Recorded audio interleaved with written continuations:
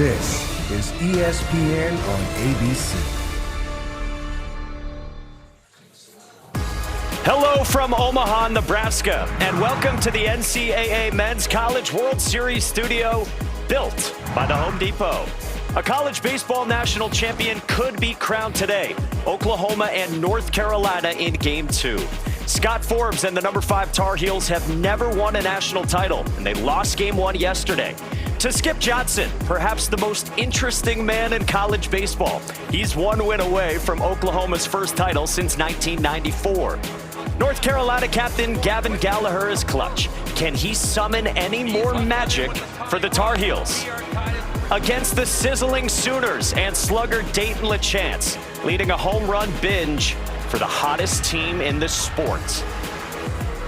There are more than 300 teams around the country. We started last Friday with 8 teams in a double elimination format, and now it's Game 2 in this best of 3 for the national championship.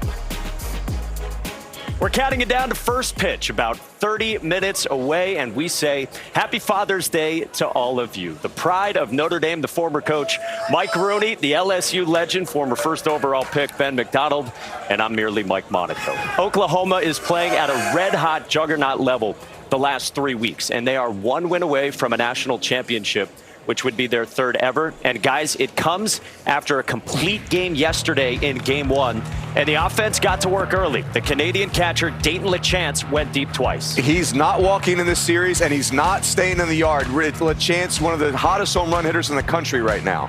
And then freshman left-hander Cord Rager with the early offense. Ben, he settled in after he had a rocky first inning, and he posted 5 innings. Yeah, the first inning was rough for him. The first 4 North Carolina hitters all had base hits. He gave up 3 in the first inning, but like a veteran that he is not, just a freshman, he settled in really nicely. 4 shutout innings, kind of changed what he did to get there, but it was an impressive outing for the freshman. This format began in 2003, the best of 3 finals. The Game 1 winner has won the title 14 of the 22 years, and that includes 10 sweeps. And guys, we've been talking about it for a few weeks.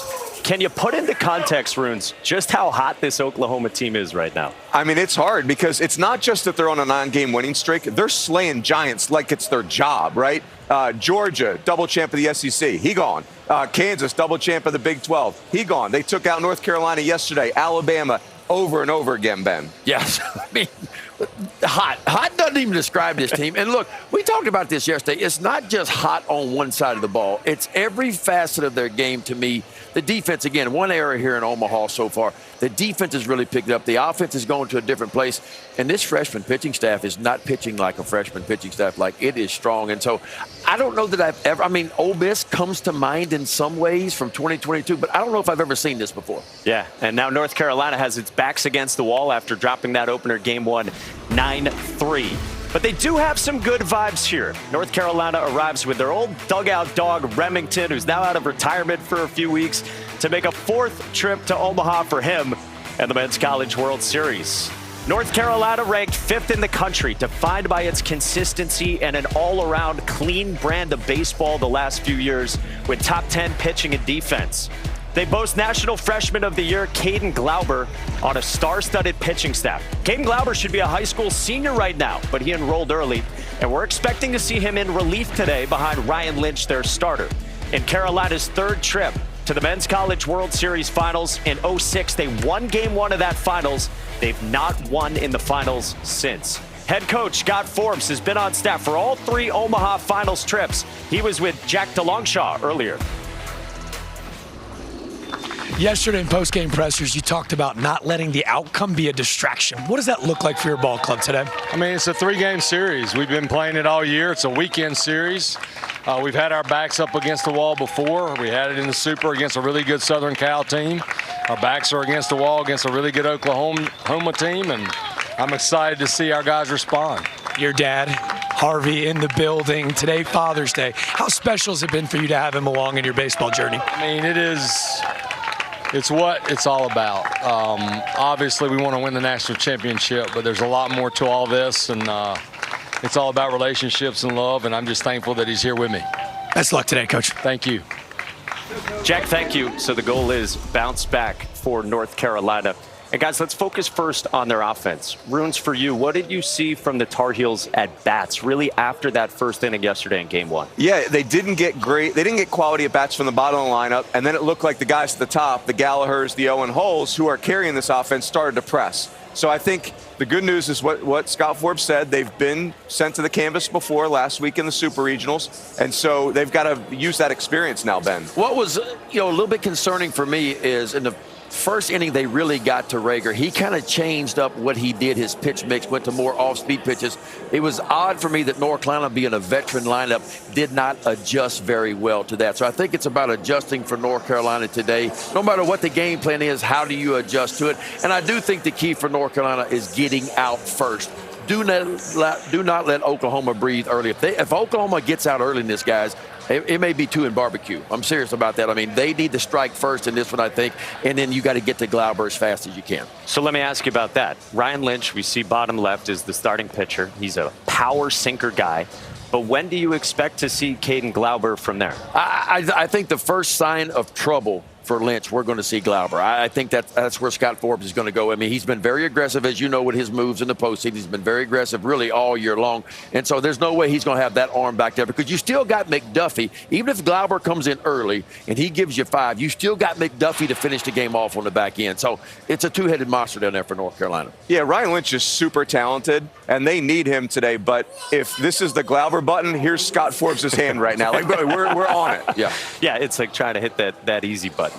Well, we've got Game 2 on the way. We are counting you down inside of 30 minutes to first pitch on this Father's Day. And Father's Day has always belonged to baseball. And at the Men's College World Series, almost poetically, Father's Day arrives in the middle of the College World Series. And for North Carolina first baseman Eric Paulson Jr., there would be no more emotional and no finer tribute to his father than for the Heels to win on Father's Day. This isn't simply about baseball. It's about honoring his dad, his hero, and an American hero. Here's Ryan McGee. Every time I'm in that dugout, I picture him sitting right there, watching the practice. He was my best friend. He was supposed to be the best man at my wedding. I try to accomplish everything that he set me up for. Deep right field!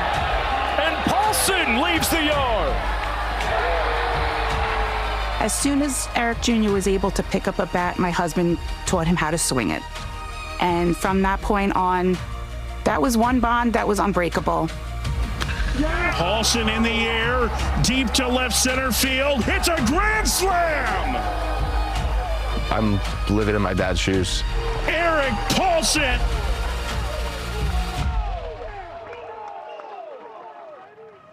North Carolina first baseman Eric Paulson Jr. grew up on Long Island in Massapequa, New York, where his father, Eric Paulson Sr., an NYPD officer and baseball lifer, first introduced his son to the game.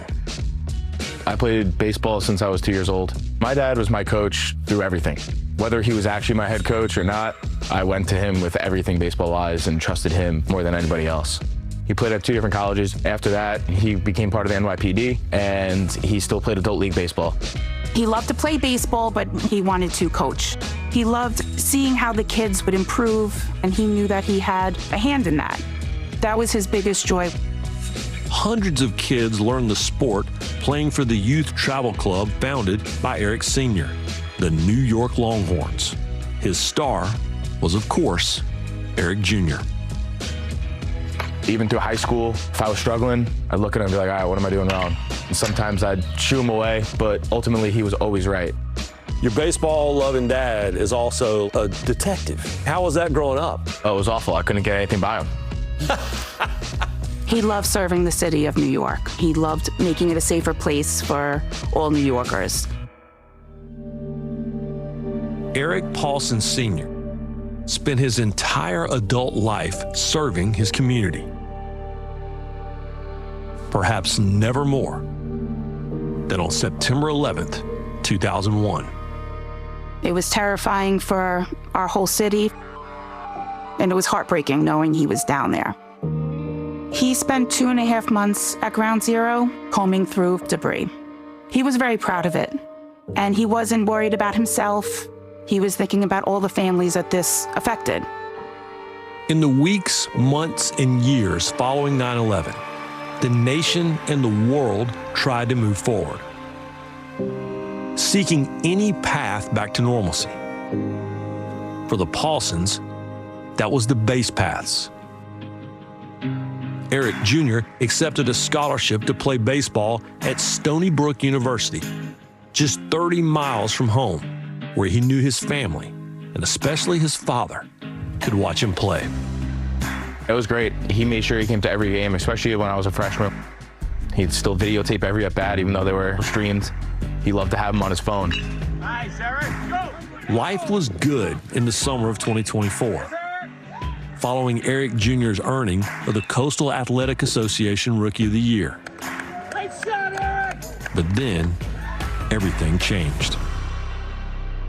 My dad got this bad ear pain, and he pushed it off for 2 months. And then it just kept getting worse and worse and worse. So he went to the doctor. They took a CAT scan, and they saw a tumor. He had throat cancer. Eric Sr. was diagnosed with oropharyngeal cancer in October of 2024, a diagnosis shared by many 9/11 first responders.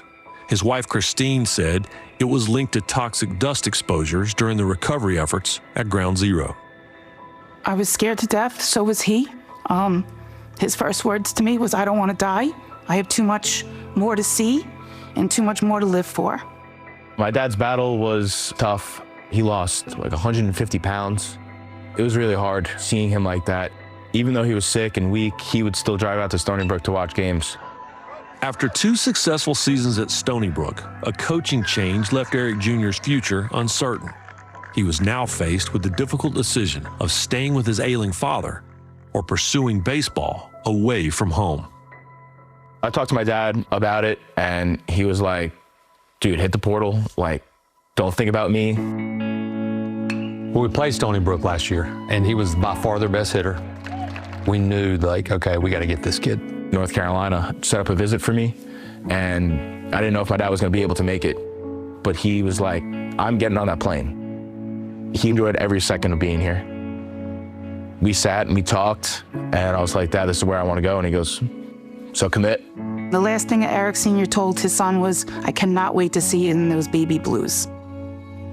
He passed on July 4th, really early in the morning. I was with him when he passed. I was grateful for that. Opening weekend, a chance to get to know the new guys. Now here's Paulson, Stony Brook transfer. So you finally get to put on this uniform, and you finally get to play a baseball game. Tell me about that day. Bittersweet. First game that my dad wasn't watching. I got this chain on right now. It's his detective shield, and my mom gave it to me before that game, and I've been wearing it ever since. When that chain is around him with that charm, his father is with him every time he gets into that batter's box. Oh, Paulson unloads right field. When we heard the crack of that bat, we sort of knew it was going to be gone. First home run of the season belongs to Eric Paulson.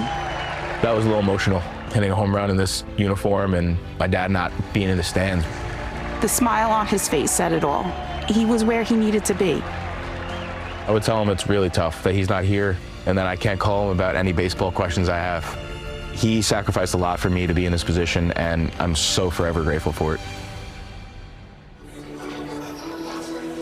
We send our love and thoughts to the Paulson family on their first Father's Day without Eric Sr. And for the rest of the North Carolina roster, the fathers of all the other players on the team today will be wearing buttons with Eric's number 44 on them as they watch this game today. And guys, it is a beautiful, beautiful story amid tragedy.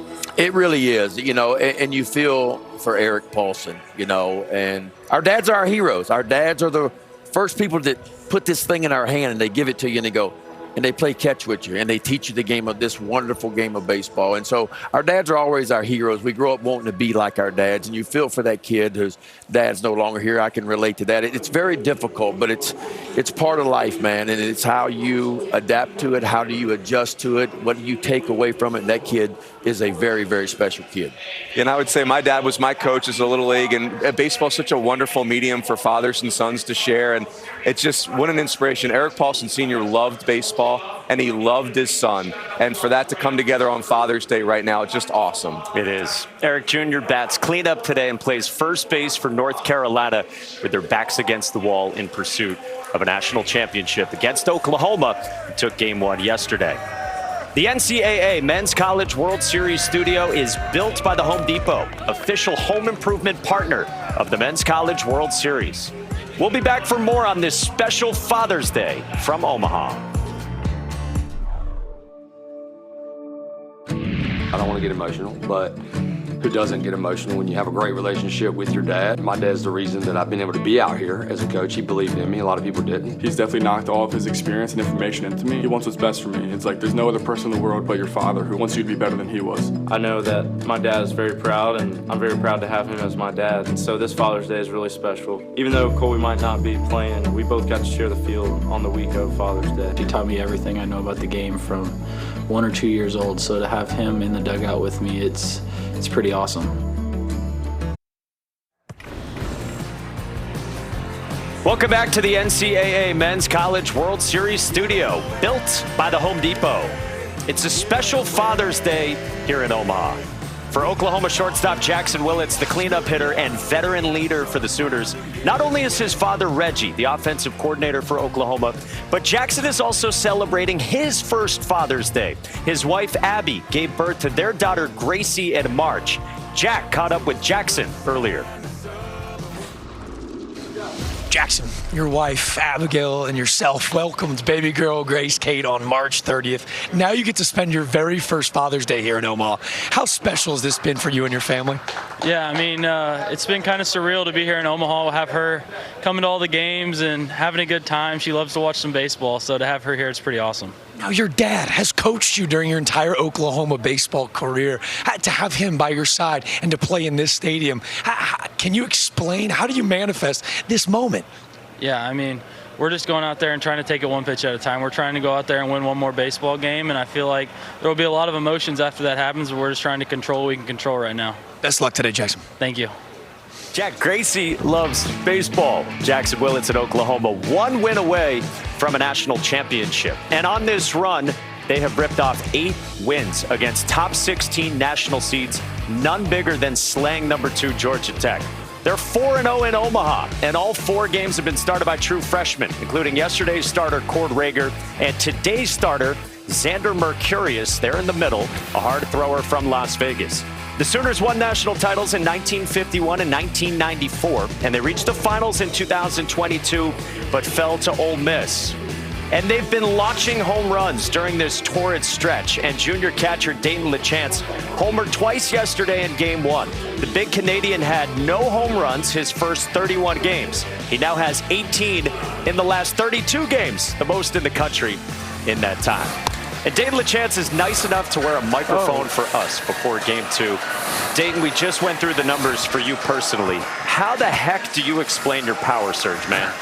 Honestly, I cannot even really tell you. I mean, at the middle of the season, I just put less pressure on myself, Lou. Just let myself relax in the box and just do what I'm able to do. And I knew when I was going to hit one, they were all going to come by. So it was just good for me and good for the team, too. Let's go, baby. Let's do it.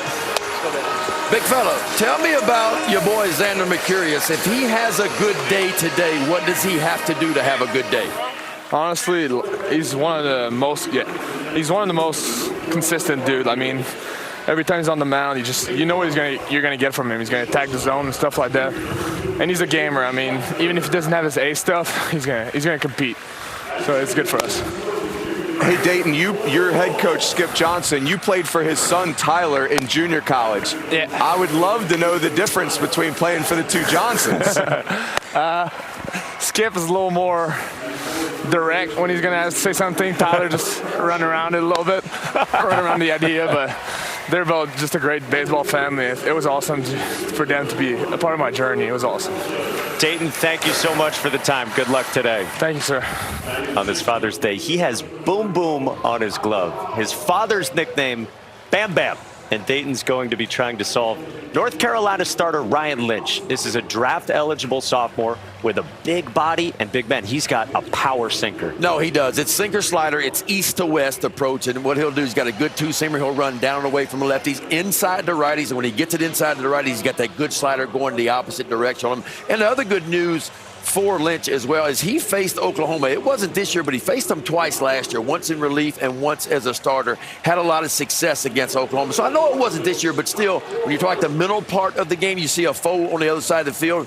I've had success against that team, so that plays big for Ryan Lynch. And then Xander Mercurius, Runes, true freshman, hard thrower. He's been excellent. Just getting some starts recently down the stretch. Precocious, very confident. I would argue even more confident than his other brother, LJ. They both have big fastballs. LJ more changeup as the second pitch. For Xander, it's a really good breaking ball.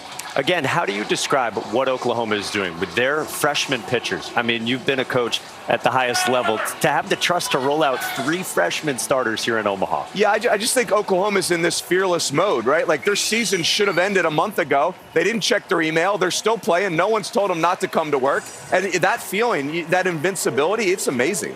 I think it's follow the leader right now. And Rager has kind of been that Friday night guy for them. Obviously, he's a freshman. These other freshmen have stepped in and said, hey, he's a freshman. He's having success. Why can't I go out there and do the same thing? So in a lot of ways, I think this freshman bunch has just fed off of each other. The other piece of that is this offense, obviously, we have touched on. They have grabbed a different gear here recently in the last month. And so as a pitcher, that gives you a lot of confidence to know every pitch out of my hand doesn't mean the ball game because my offense is pretty good right now. And if I give up 1 or 2 like they did yesterday, 3 in the first inning, this offense has a chance to come back and be a big part of it. That helps the young pitchers as well. Absolutely. It's fearless freshman pitchers for Oklahoma. So for North Carolina offensively, what do they need to do to have success today and extend their season? I'll tell you, when they went to the canvas in the Super Regional, got shocked in Game 1 by USC, you need one guy to do something that lets everybody else breathe. And that was Jason Nicaro throwing that 2-hit shutout. So you don't want to put it all on Ryan Lynch, but a good start from him, Ben, is mission critical. I think it has to be where North Carolina gets out first. They have to get out first. They can't let Oklahoma out first. I think another thing for their offensive approach, they've got to push Xander Mercurius down. He likes that 4-seam fastball right above the top of the zone. They got to push that down and lay off of it and get him in the strike zone where he's much more hittable, because if they're expanding the zone up with that breaking ball behind it, it could be a short day for North Carolina. And remember, with North Carolina, only one time all season have they lost back-to-back games. It was in early March. It was the first series of ACC play. That was against Virginia, and they cannot afford another loss. We're counting it down to Game 2, minutes away here on ABC. We'll make our picks when we come back. ESPN's presentation of college baseball on ABC will return after this message and a word from our ABC stations.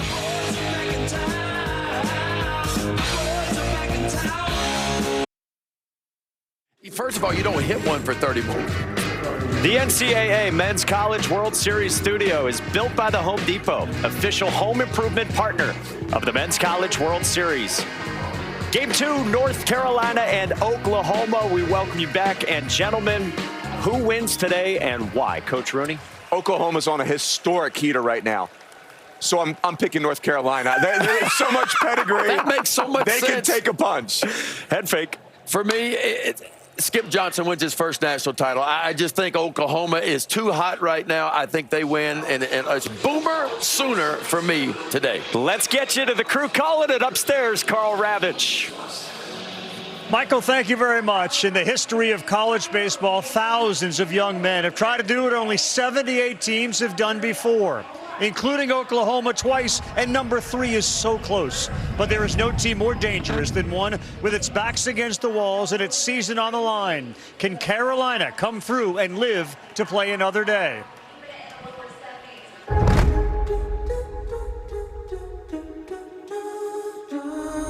Omaha.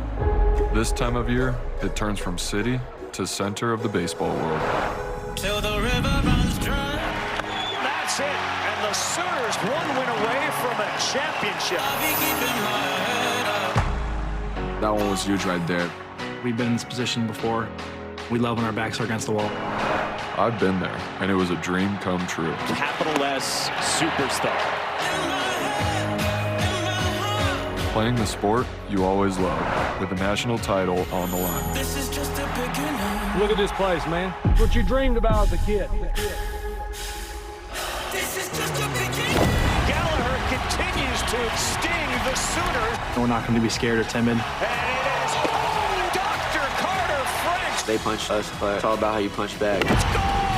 LaChance leads again. All the juice of a championship series. The best players don't win, the best team wins. This is Game 2 of the Men's College World Series Finals. Yeah, Paul Skeens, thank you very much. He knows what it means to win a College World Series, a dream come true. And we got a dream on the line today for Oklahoma. And that means for Skip Johnson, the man that has seen it all. Nearly all, from the junior college ranks to sitting beside the legend Augie Garrido at Texas. He has never, though, been the head coach of a team that's won a national championship. And today it's there for the taking. And the Sooners have been booming for a month. For Carolina, being a Tar Heel, that means being proud and resilient. And they will lean into those two qualities this afternoon. A win means they fight one more day and will bring the ever-elusive first championship into focus. And that right there says it all. They are focused. They've been here 12 times and have come up empty. Come on inside Charles Schwab Field. What a day. Feels like a fall classic. We hope for a classic for sure. That's Kyle Peterson, Chris Burke, and I'm Carl Ravitch. We have Scott Klein, who'll help us with rules, and Chris Budden in a moment is down on the field. You both have been in this situation before. What does this day mean? It's different. I mean, you wake up this morning, and we've both been through it. You realize if you're wearing Carolina blue, it may be the last time you get to wear it. And there's some of those kids thinking that right now. But I do think, Perky, that this team, and especially the middle of this lineup, is built for the opportunity. I agree with that. Yeah, there's a steadiness about this club and the culture that Scott Forbes has built within this program that makes you believe they can punch back. They took a punch, but they've only lost one series throughout the course of this year. That was the first weekend of conference play. They've won 10 straight games following a loss. That's the longest streak in the country. And they were just here a couple weeks ago. USC beat them in game 1 of the Super Regional. They fought back to find themselves here a couple wins away from a national championship. They can take a punch. They've proven it all year long. Something tells me we will see their best this afternoon. Well, the way it goes is Boomer, Sooner. The way this team is playing, it's Sooner, boom. I mean, this offense has been crazy. You've pitched against teams like this. Why is it happening? How do you stop it? I don't know why it's happening, and I'm not sure how you stop it, but what I do know is nobody's been able to do it in the postseason. I think what Oklahoma has done in the postseason is pretty crazy. I mean, this is an offense we came into the postseason. We talked about chaos and the base pass. Now we talk about one of the most powerful offenses, if not the most powerful offense, in the NCAA postseason run. For Oklahoma, it's top to bottom, but nobody has been better than that guy. Dayton LaChance hit 2 more yesterday. He is the center of this offense and now has turned in to one of the most dominant in all of college baseball. Well, the table is set. The scene is amazing. A whole bunch of red, a whole bunch of blue. Yeah, Carolina blue. They have a chance to fight one more time. Ryan Lynch gets the ball, and it's another freshman to getting the ball and the call for the Sooners. Our first pitch is coming up.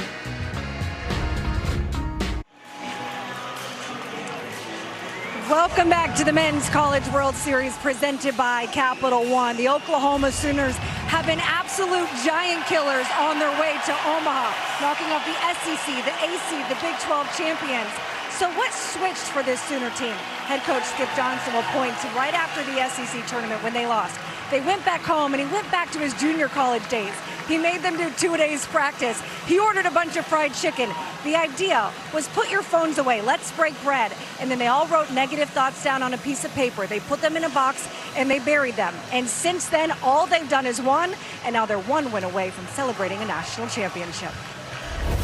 Oklahoma is headed to Omaha. The The first time we beat Georgia Tech really got us going. Give everybody like a big boost of confidence. Just a bunch of Davids going to slay Goliath, and that has really resonated with us. Here in Omaha, we had Alabama and Georgia twice. I feel like we did a really good job of playing Sooner baseball. And the Boomer Sooner train has moved on to the World Series final. I believe in a team that gets confident and they believe in themselves.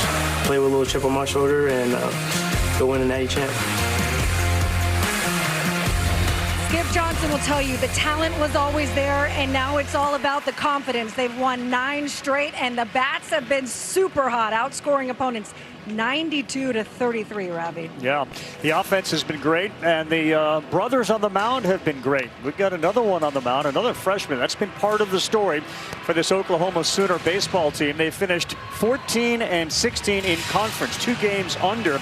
And yet all they've done the last month after burying the negative thoughts has been to shine as bright as they have all year. Rav, Xander Mercurius has 1 career college win. It came here less than a week ago against Georgia. At that point, he'd had just 3 career starts. Well, in that game, he looked pretty comfortable in the environment. 7 1/3, punched out 9. It's a mid-90s fastball, 2 different breaking balls and a changeup. But I think he showed in his first start that this environment, this arena, is exactly what he's built for. And for those who watched this yesterday, it was his brother LJ who come on and was the man down the stretch to end the game and give Oklahoma a win.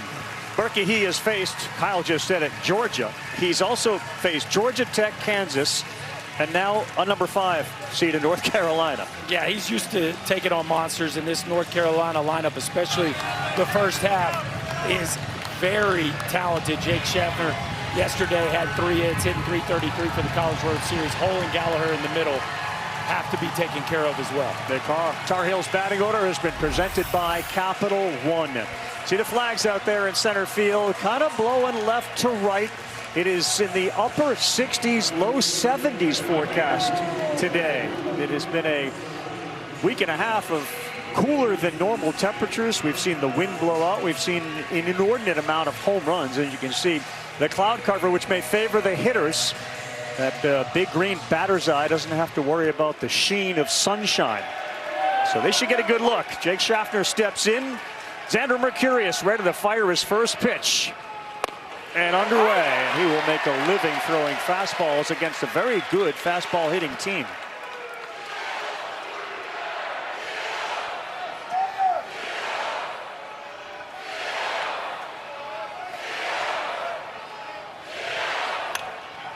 It's a breaking ball. He does have a variety of pitches, KP, but was lean into the fastball. He does. It'll be fastball heavy. It is 2 different breakables. That was a slider right there. It'll have a little bit more side to side. The curveball is slower, more top to bottom, and a very good changeup as well. Schaffner's been very good, 5 for 15 here in Omaha, .333 average on an 0-2. He goes right at him, throws a changeup, 3 straight pitches for strikes in the first K of the game. Well, you just saw 3 of them right now. Let's look at all of them. 4-seamer mid-90s.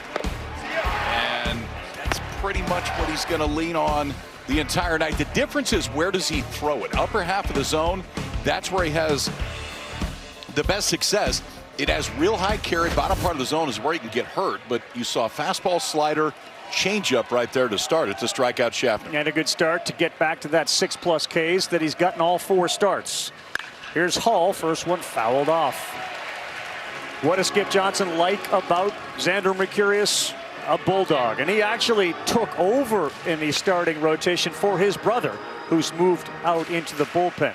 But it is an attack-first mentality as you take a look at older brother LJ.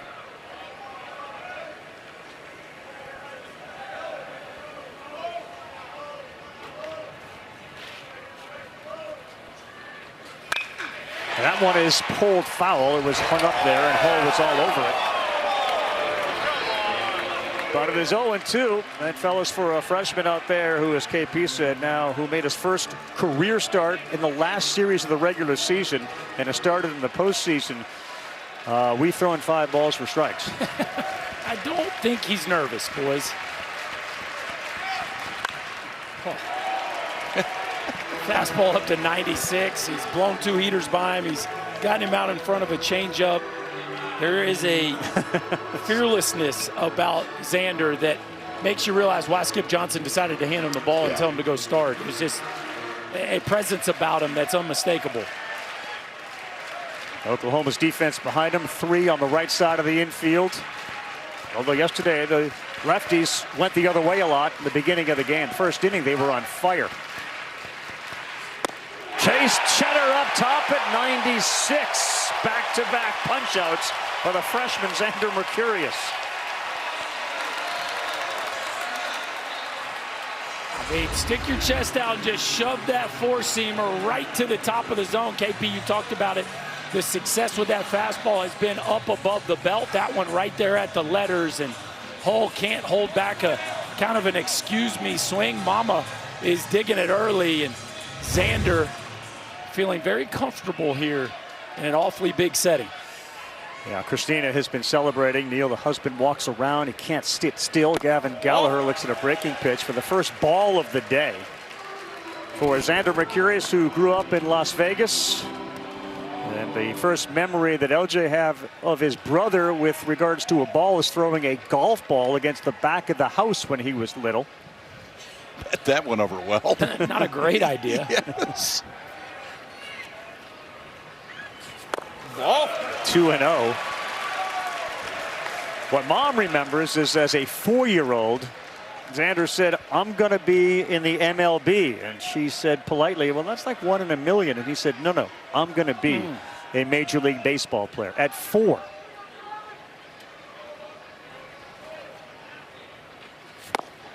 Change up on a 2-0 pitch. 2-1. You make that pitch, you know your heartbeat's okay. You get a 2-0 changeup that the arm speed was great. The finish was exactly what you wanted.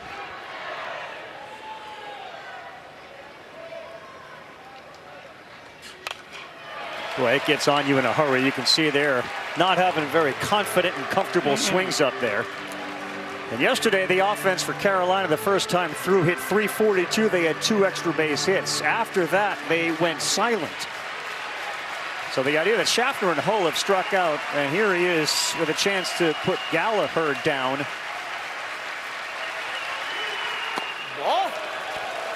Would be quite the statement for a Sooner team that has been absolutely on cruise control for a month.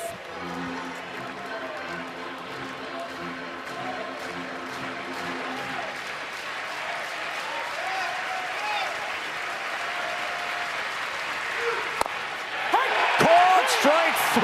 You couldn't script it any better for the X-Man. Xander Mercurius, 2 caught looking, 1 swinging, 3 punch-outs. He's okay in the environment. Gentlemen, the freshman with 1 career victory in college goes punch out, punch out, punch out. Day 2 of the finals. We will see the OU offense when we come back.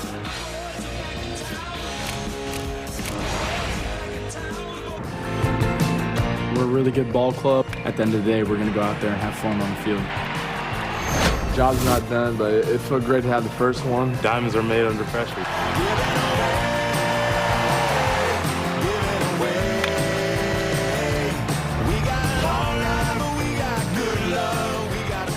Bottom of the first in Omaha, Nebraska. The site of the Men's College World Series, 79th edition. As we take a look at the Sooners batting order, it's brought to you by Capital One. Very easy to focus on the middle of the order, LaChance and Willis, but fellas, the bottom third was great yesterday too. No question. And right in the middle of the order, a first-time father, a new father on Father's Day. Jackson Willits has set the World Series record for Oklahoma hitters with 9 hits already. He is a star in the middle of that lineup. They're going to face Ryan Lynch, right-hander that is mid-90s on the fastball side. A couple different fastballs, sliders, primarily fastball slider. 2 and 4 seam slider behind it. Went 4 2/3 in his first start here at the College World Series against West Virginia. And there's ball 1 to Jason Watt. He's the center fielder. You take a look at the Ryan Lynch resume, 5 and 4, 420. That fastball run is important, and the fastball's been his best pitch. Walk has been on fire, a 13-game hit streak. That hitting over 430 here in the College World Series with a double and a couple of home runs.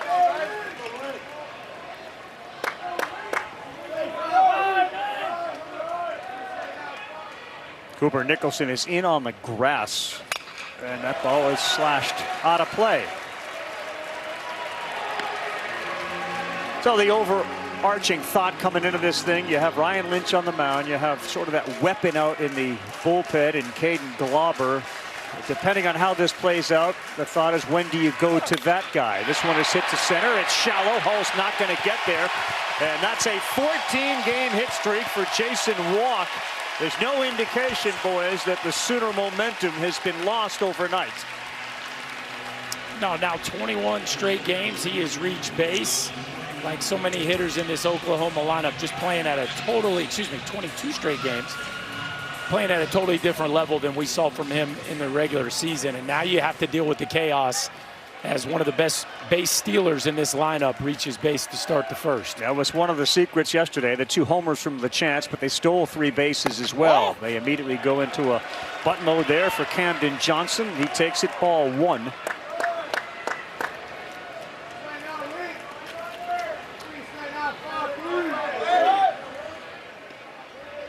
Five guys on this Sooner team with 18 stolen bases or more. Walk isn't going. It's 2-0. Amazing, KP. Talk about it from a pitcher perspective. When you know this buzzsaw, once they get somebody on, it kind of keeps churning. Yeah, I mean, that's who they've been. And I think that's another spot where you're going to slow your mind down when you're out there and just make sure you do what you do. For Lynch, it's movement on the fastball. Continue to do that. But ultimately not be afraid of the bat early in the at-bat. You get to a 2-strike count, then you can try to miss it, but at that point, can't be too fine early against this offense. Ball. Big lead. He went back. And Camden Johnson, who had been struggling, he is entrusted with Skip Johnson. The one thing you learn about this head coach and all the experience he has, man, he lets you know that he trusts you to get your job done. And the selfless nature of this team he's talked about incessantly. That is a 4-pitch walk, and right away into scoring position goes Jason Walk, and the very dangerous Dayton LaChance is marching to the plate. Yeah, I don't even know if dangerous does it justice, what he's doing right now. How about a homer at his neck? And then he carves a double off his shoelaces. And this is a young man who's got incredible power, and right now he's refusing to let you walk him. He literally has not walked in the NCAA tournament. He's had 6 hits outside the strike zone, including 2 homers. And it's really interesting, KP, because you know he's swinging, and he knows he's swinging, but he's swinging at everything. So where do you go? And he's not missing. I mean, that's the biggest thing. I'm not sure where you go. I think you have to try to make him expand early. There's your answer, by the way. They are expanding the bullpen right now. Mr. Glauber's up front. There is the answer to that question, knowing we have no room for error. 0-1 to LaChance, the big maple. That's way outside, so he didn't take a hack at that. He's one of 13 junior college kids on the roster put together by Skip Johnson and company. They love the junior roster. The junior college kids said they've had their teeth kicked in a little bit. They're hungry.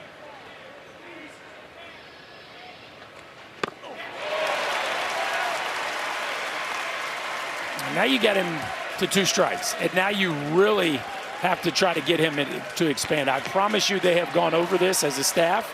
This is one of those where Heineck has to be ready to block the ball up, because Lynch is not going to throw this ball intentionally around the strike zone. All right, so on the 1-2, Walk is off to third base, and they'll go to second base. No one's there. That's a mistake. Here comes Walk with the first run of the game. Johnson goes to third. And the chaos has led to a lead.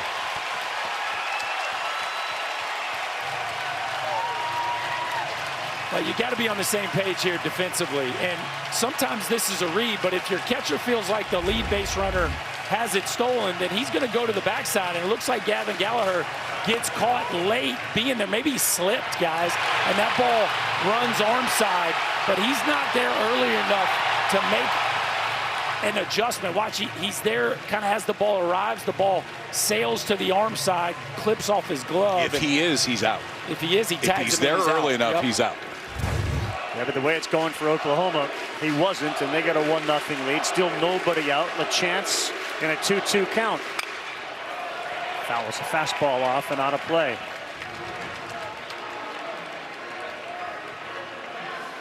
Yeah, they've been terrific. They've won their previous 7 when putting a run on first. 8 straight games, longest of the season. They've won 9 games in a row. And in those 9 games have 10 or more hits. 9 of the last 11 games. They had 14 hits in game 1. Chased up there. That was a home run pitch yesterday, and LaChance is gone. A very big strikeout for Lynch. Now I think massively important for Lynch. So you had chaos behind you.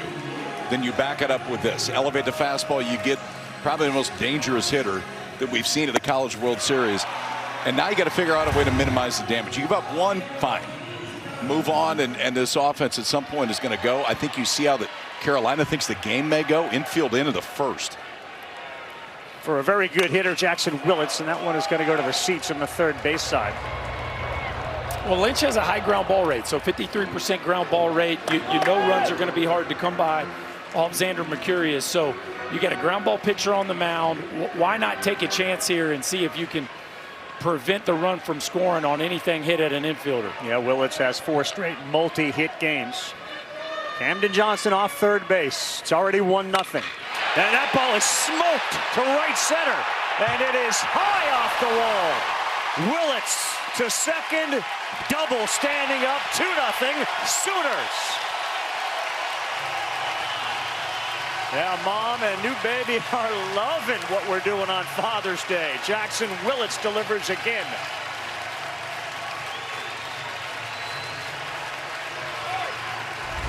Is this kid any good? I mean, stay hot, kid. A 2-seamer right down Broadway, and that ball is scorched. 109 off the right center field wall. It doesn't matter where the infield's playing. When Jackson Willits catches a barrel, that thing is destined for a gap. A no-doubt double. The Sooners have 2 on the board. And the new daddy doing a little work here on Father's Day. Well, Glauber time may come a little bit sooner than they would like, but certainly happy Father's Day to Jackson Willits, and an opportunity with the meeting on the mound for us to say happy Father's Day to all the dads out there. It's been such a big theme here in Omaha the last couple of days, listening to the stories of people like Jackson Willits, whose dad is right there in the dugout with the rest of the team. The games at catch and all the other things that have gone on. He's not just playing catch right now. We are getting ready. And I think one more base runner, you would see Glauber come into this game. He can give you length. We've seen it. He has started in the postseason, but we've seen already, which we expected, that Glauber will be in this game and will play a role. This is Trey Gamble. He's the DH. Ball outside there. Willits has now 10 hits. Mentioned he has 4 straight multi-hit games. 10 leads the field at this College World Series. And an early statement from Oklahoma. And a game that if they win, they are champions.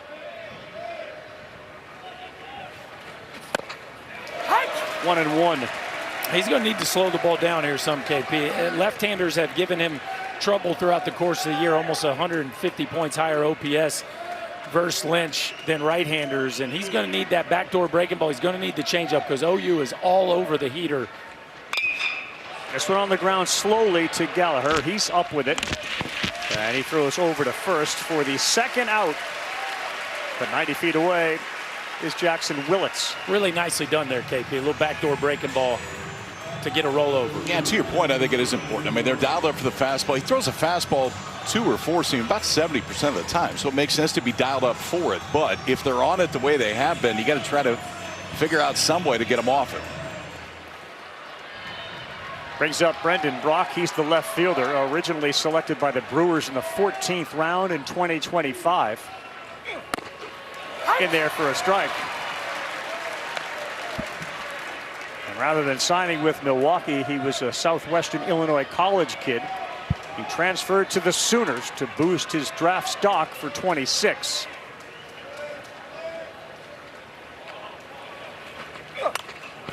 Gotcha. And saw him make a terrific running catch in left field yesterday, slamming into the wall.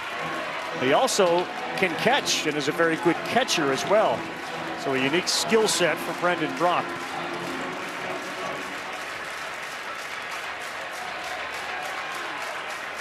That just feels like a very big run down there at third base early in this game.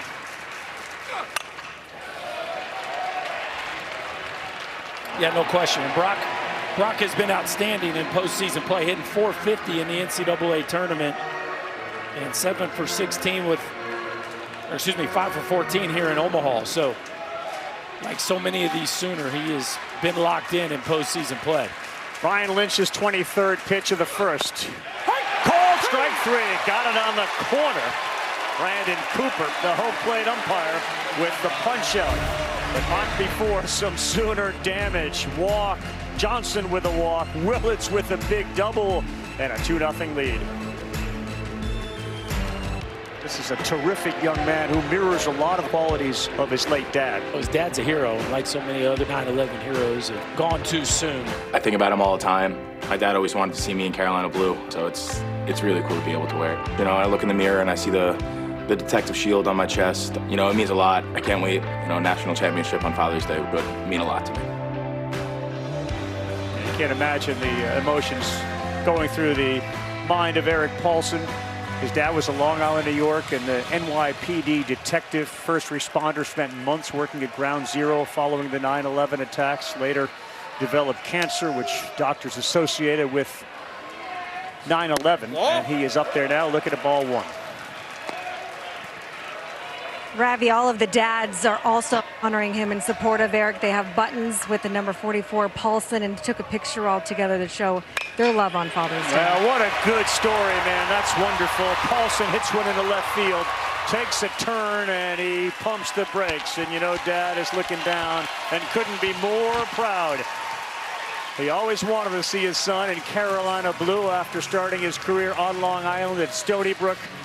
And that's a wonderful personal tribute on Father's Day for Erik to deliver for his team and for Erik Paulson Sr. You can understand the emotions from Mom and Sis as well.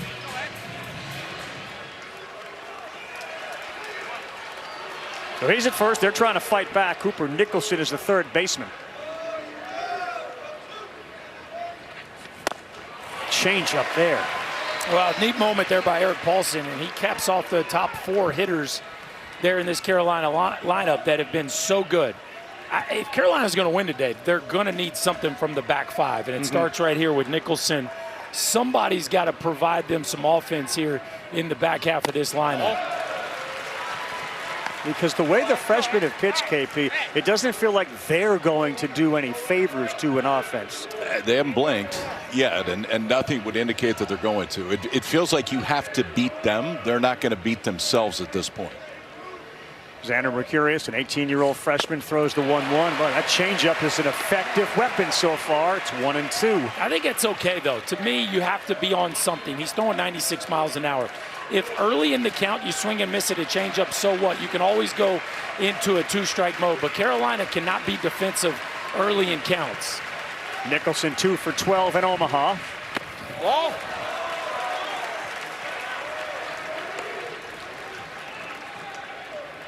Two and two. The other part of the great freshman pitching is the impact that Dayton LaChance has on all of the pitchers behind the plate. And it was a meeting on the mound yesterday that seemed to get Cord Rager back in line. And he's gone there. He chased another changeup. It's a strikeout, 4th of the game for Mercurius. He throws 2 different changeups. He can throw a split too, but I think his best one is the one that is this. You can see the fingers are split. He holds it deep in his hand. It's the arm speed that makes the pitch, because the hitter sees fastball arm speed. But yet velocity is, it's 16 less than his best fastball has been today. That is an outstanding right-on-right change right there, and really good extension to get that to turn over. Here's Howe, and LaChance thinks about throwing behind the runner at first base, Paulson, but he doesn't. It's 1-0 to Howe, who is the left fielder. Heineck is on deck. To Berkey's point, you saw that graphic. 2 hits from Nicholson, 2 from Howe, 2 from Heineck. Whoa, no! Did he go? And yes, he did down there at third base. The call is a swing. Kevin Sweeney, our umpire, at third.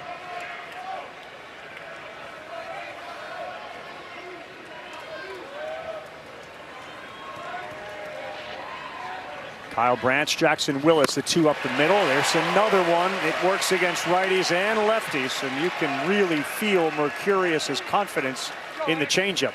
He threw 19 changeups his last time out. His season high in changeups was against Georgia Tech, which you can know why because of that, how talented that offense was. But he will certainly go to it.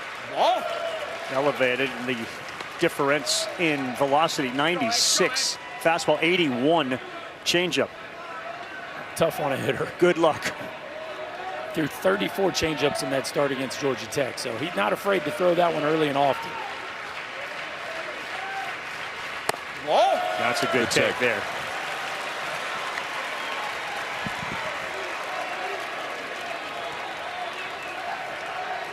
Yeah, so we've seen a lot of Christina. There is Neil. Dad often up pacing around. But maybe settling in the way his son is pitching, and he picks up strikeout number 5. Go ahead and double up, kid. If it's this good, they take the first one, dare him to take another one.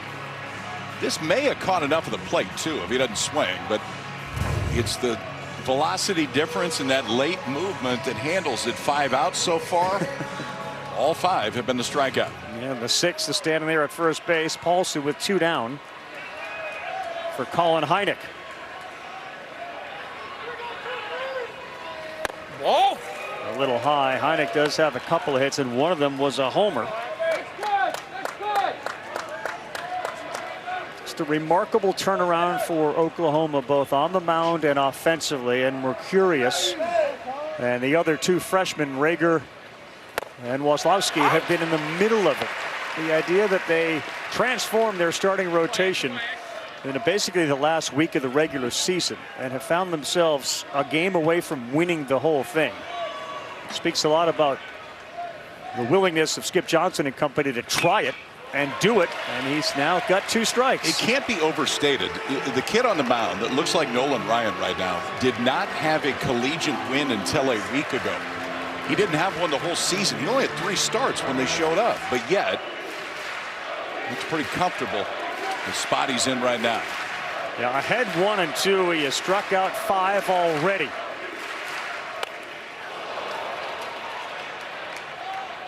So we've seen all these changeups this inning, and now to Heineck, 4 straight fastballs. And you see the way he's changing speeds and fast and slow. This one catches the knob of the bat. And he's really keeping this North Carolina offense on its heels because he just, you can't predict where he's going from at bat to at bat. Whoa! Yeah, just missed. Reaction from Mercurius on the mound. You saw Dayton LaChance is telling him, hey, man, it was down. Keep your cool. You will go do it again. You'll see him talk to himself a lot. He and his mom will make eye contact during the game. She said it happened on a number of occasions in the first start here. 2-2, that's another strikeout. He has got 6 outs, and he's responsible for all of them with the strikeout. It's getting a little selfish now, isn't it? I mean, at some point, let the other kids play. But he's not going to do that yet. Fastball up to the mid-90s, but the key's been the changeup so far. The freshman, he's got it all going so far. 6 strikeouts to start. Welcome back, everyone. The NCAA Men's College World Series is presented by Capital One. What's in your wallet? Sooners won it all in 1951. Then they did it again in 1994. And like the rest of the SEC, they have become a fairly dominant team. The 12th appearance. They were here in 22. We're in the finals and lost to Ole Miss. And this ball is to left field. Howe is going to be there, and he is going to be there for the out. Deshaun Harris with a 1-pitch flyout. the rest of the postseason history. 2022 was the runner-up. And lo and behold, they are right here on the doorstep, having seen 5 SEC teams in this College World Series this season. And obviously, they're the lone team standing. A bunch of those 94 guys are here. One of them's Tim Walton, who was on that team, now the head softball coach at Florida. Ball.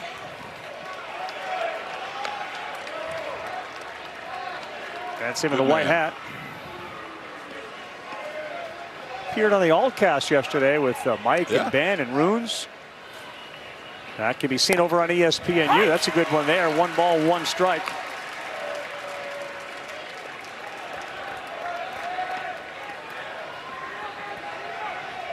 This is Dayton Taki.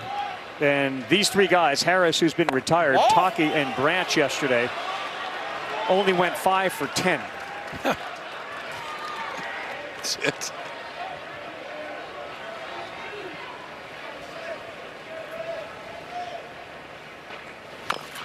Ow. Okay. That hurt. We're going to flip that back because I am in some pain.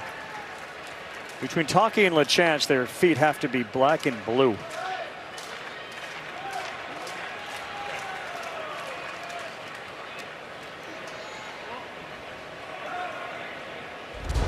He's like, I'm good. Everybody get away. Trainer back. Just let me be with me for a minute. Oh, man. We'll figure this out. Ankle bone.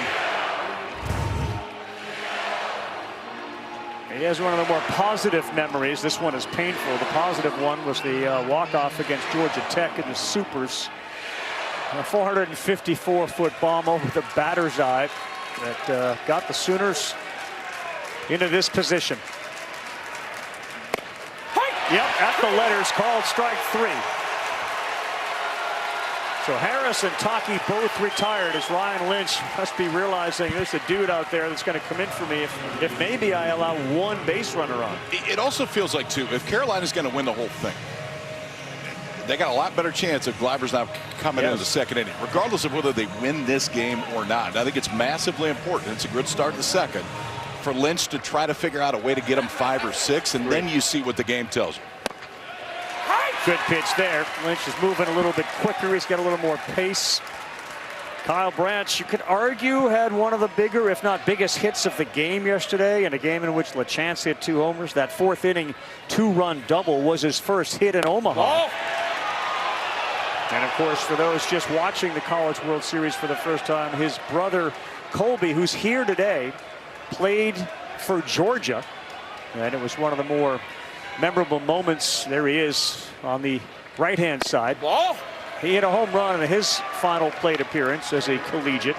And the reaction from the brother Kyle at second base is something, when you see it, you'll never forget it. It was pure elation. He's been on the ground, slow. Nicholson up. He has time, and he's there to get Kyle Branch out. A 1-2-3 settle down inning for Ryan Lynch. It's 2-0. We're through 2.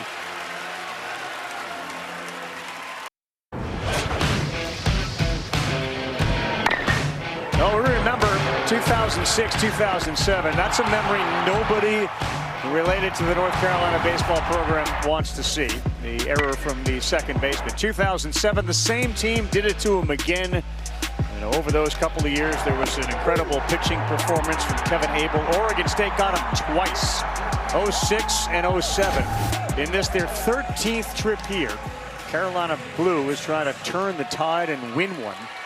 They trail Florida State as the teams with most appearances in Omaha without taking home a trophy.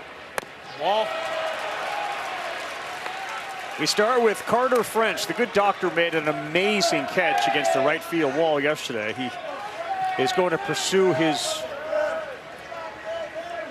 degree. He's going to be a doctor eventually. And he looks at one that misses just off. It's 2-0. Carter French hits 8th. And Rom Kellis is in the starting lineup. He will bat 9th. We saw him pinch hit late yesterday in an effort to try to get some offense for Carolina. A rare 2-0. But we'll go right back to Mr. Reliable.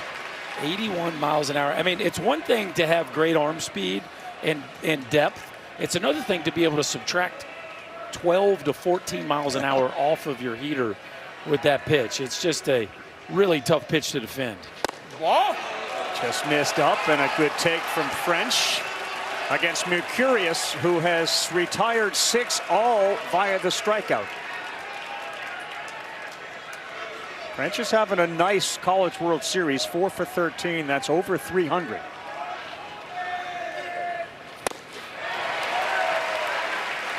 Late on the fastball and 3-1 count. I know that thing has carry at the top, and so maybe he's more under than late. But right now, this Carolina offense, they're not on either one. They're late on the heater. They're over the top to change up. Caught in the matrix right now. What does he go with on a 3-2? He went fastball right down the middle at 95, and it's fouled back. Trying to get inside the head of French here, and that's a hard one because he's probably a lot smarter than you. But what pitch do you think comes? Minus the probably. I'm on the heater. I mean, that's just what it is. I got no chance if I'm not on the heater. All right, and a walk, and Mercurius just allowed his second base runner.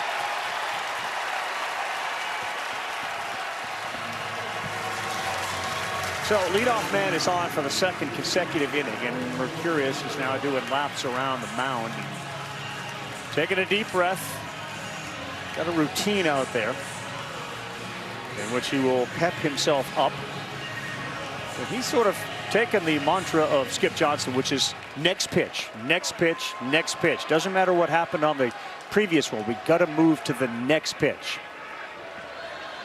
And he will get Rom Kellis. It's emotional out there too, so I'm kicking a little bit of the dirt. If you're North Carolina, this is your first glimmer right now where he's just a little frustrated with himself. Yeah. He got a walk, he throws a first pitch ball. Like that's, you're looking for something to feel good about in that dugout.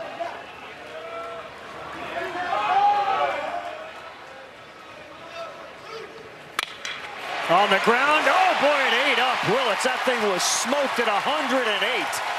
We saw that happen to Schaffner yesterday, and an absolute rocket from Rom Kellis. They got 2 on and nobody out. Well, he had a couple good at-bats yesterday. Didn't start the game. They brought him in the back half of the game, and he had a 403-foot fly out to straightaway center field. Here he gets a heater right down Broadway and just smokes it past Jackson Willits. That thing has some topspin, bounces right over the glove of Sooner shortstop and Ravi. That's what it looks like to be on a heater. That's a dude who sold out to a heater, was on time and barreled it up, and that has to give a lot of life to this Carolina offense. Well, they have the top of the order up right now, and a first opportunity to get to Mercurius. Jake Schaffner struck out his first time up. In fact, the top 3 struck out in the first.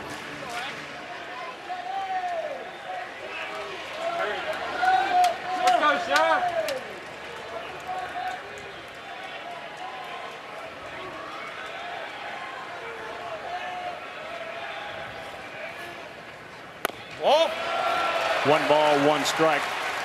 Scott Forbes after yesterday, it's like, yeah, I mean, we've lost before. We haven't lost back-to-back games since March 6th and 7th. We're going to stick to the process, trust the routine, try not to let the moment be bigger than we are. And they do seem to have a team with a personality that can deal with that.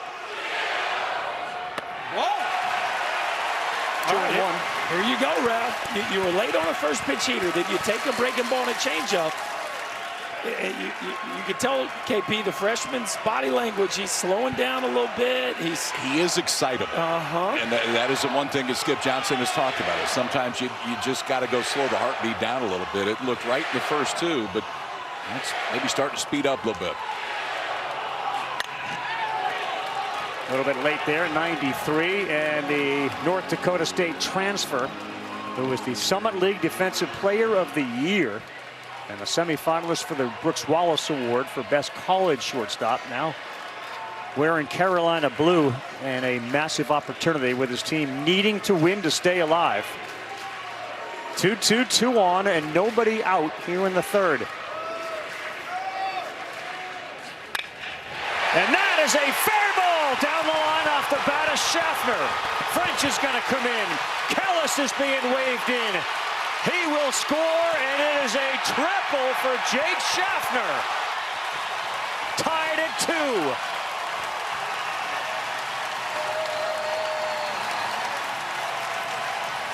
I think it's the first time he's thrown a split today. Everything else was the traditional changeup. They go away from it right there. He goes split, and Schaffner's right on it. Berkey, it's up in the zone enough that Schaffner can put a really good pass on it. Yeah, that split just kind of cuts to the inner third of the plate. Schaffner, who's hitting over 700 with runners in scoring position in the NCAA tournament, just rips it in the right field corner. The Tar Heels are off and running. The shortstop glides into third, and you talk about a loud and much needed swing of the bat, Ravi. The Tar Heels are right back in it. Yeah, no question about it. And for all the success as you watch the dive into home there, Schaffner goes to third with the triple. The freshmen have been unflappable because they've been successful. And in the case of either Glauber or any of the three, you do wonder, like, is the moment ever gonna get to them? It hasn't yet. We'll see how Mercurius handles the base clearing triple from Schaffner and Mr. Hull, who steps to the plate. And his swings have been a little off since that diving catch he made a couple of nights ago. He takes ball 1. This is when he gets dialed, though. Nobody better in the country with runners in scoring position than Owen Hull. He finds a different level of focus throughout the course of the season in opportunities like this. 667 with a runner on third, right down the middle and down the line and into the seats.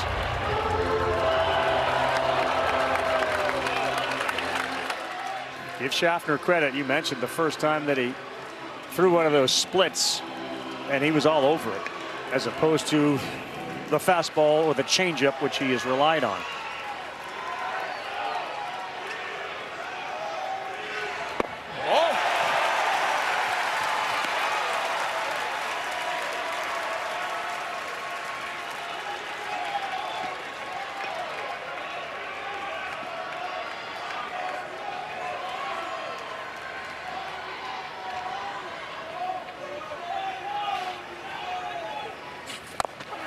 That's a good one there. A changeup on the inside corner. It's 2-2. But you see the numbers with runners in scoring position. Gave you the even better, bigger number, 667, with a runner on third in the tournament. He's been able to do everything out of a 2-hole for them the entire season. And he lines one right at the second baseman, Branch. Hit it hard, 105 miles an hour, but right at Kyle Branch. It's a loud out, but it's the first out. Yeah, Mercurius dodges a bullet right there. That's a hanging breaking ball that he just fortunate. Hull squares Branch up with it. As the freshman looks like he's blinking a little bit from a stuff standpoint, starting to make some mistakes now in 2-strike counts. Fourth triple for Carolina in Omaha, the most by a team since that Oregon State team we mentioned back in 06. As Gallagher swings and fouls it into the mitt. You see Gallagher going up there being aggressive. 1 out, runner on third, infield back. He will take his ground ball to shortstop and second base and try to give him a lead right here. He's probably going up here in a 2-strike mode right from the jump. Whoa! Thought about it, but the fastball's too far inside. Between Schaffner, Hull, and this guy, they have been very, very clutch. Gallagher, in fact, has scored or knocked in 40% of the runs. Scored or knocked in 40% of the runs in the tournament for Carolina. Almost got him. So 2-1 count. You know Xander Mercurius is going to try to throw you a strike right here. This is where a veteran hitter will just dig in and take what he gives them. You don't need to get big right here. Just move the ball in the middle of the field. Give your team the lead.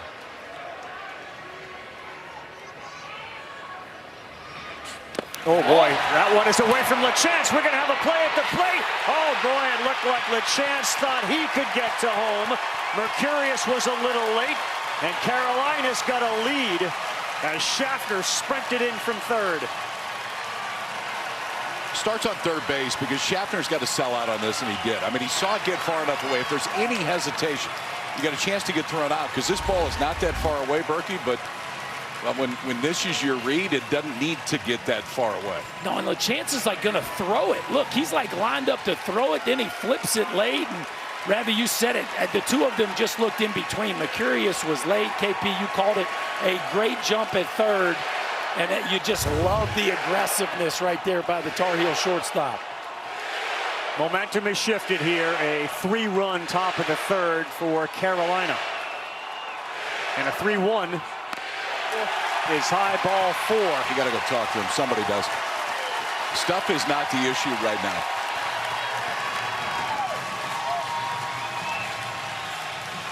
It's just excitement. And so often when excitement happens, everything gets faster to home plate. Things get faster to home plate. Mechanics get a little bit different than they were. The misses are a bit bigger, and that's why Skip Johnson is making a slow walk out right now.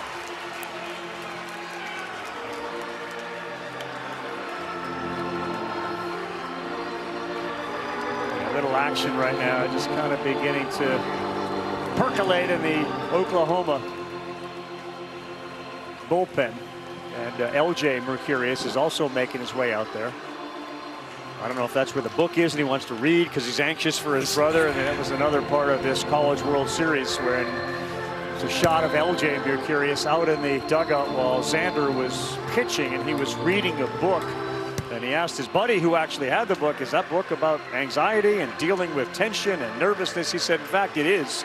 So you got LJ out there reading because he's empathetic for his brother on the mound, who, by the way, would say later, I wasn't nervous. I was good. No, I don't think nervous is his problem. I think excitable. Yeah. I think maybe he gets down on himself quickly a little bit. And Skip Johnson trying to get up there. Look, you're not going to strike everybody out. We need you to get back into this ball game. Free passes are hurting you right now. Yeah, dangerous hitter, Eric Paulson. He had the first hit of the game for Carolina. Oh, he was thinking dead red. He got it and he missed it. And it is 0-1. His dad, the New York Police Department detective, passed away on July 4th last summer. Oh. 1-1.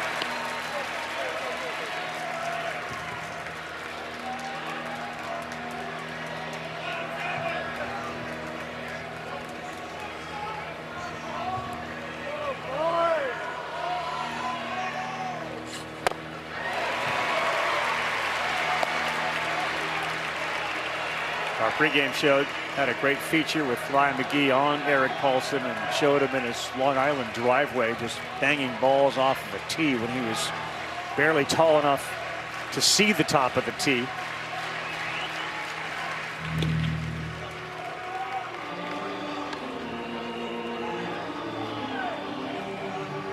Reluctant to leave Long Island, to leave his dad, but they were convinced, and that's one of the story Scott Forbes tells about meeting his dad, how much they loved each other, loved baseball.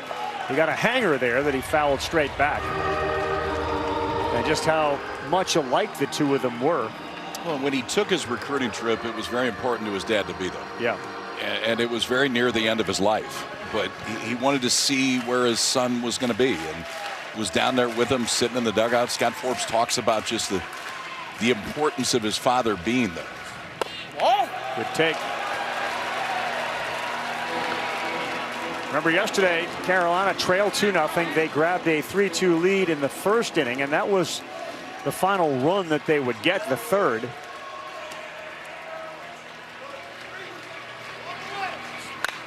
And he laces another one. Paulson is 2 for 2 today on Father's Day, and it's first and second with one down.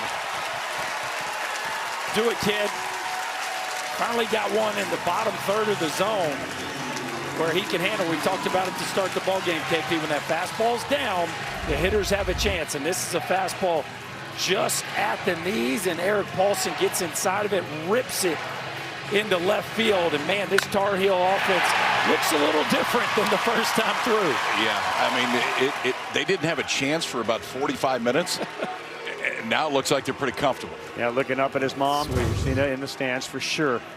It is sweet.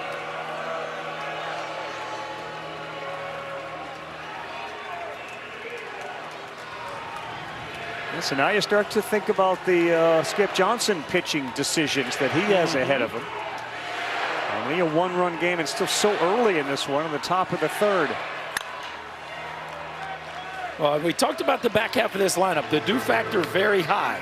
And Cooper Nicholson, it's easy to forget, he leads this team in homers. Like, he has the most raw power on this club. And even though he hasn't really caught fire here in Omaha yet, he is capable of changing the complexion of this game if he gets a mistake. 16 of them on the year. Whoa! LeChance throws behind it, gets into right field. Gallagher goes to third. He will stop there. Each team has now made a mistake when it comes to trying to throw out or behind runners. Well, it's kind of the same thing. It's just a different place. Like, I don't know if there was miscommunication or Taki was just late, but watch how late he is getting there. I mean, the break is there, but he's 3 steps away. Started so far away, if he's in front, he's got a chance. But if you don't get in front, if that throw is on the base runner, you're totally bound on where the baseball goes because you can't get it early, and it just pushes up to Tar Heel runners 90 feet. Yeah, and takes a double play out of play for the most part on a ground ball with second and third.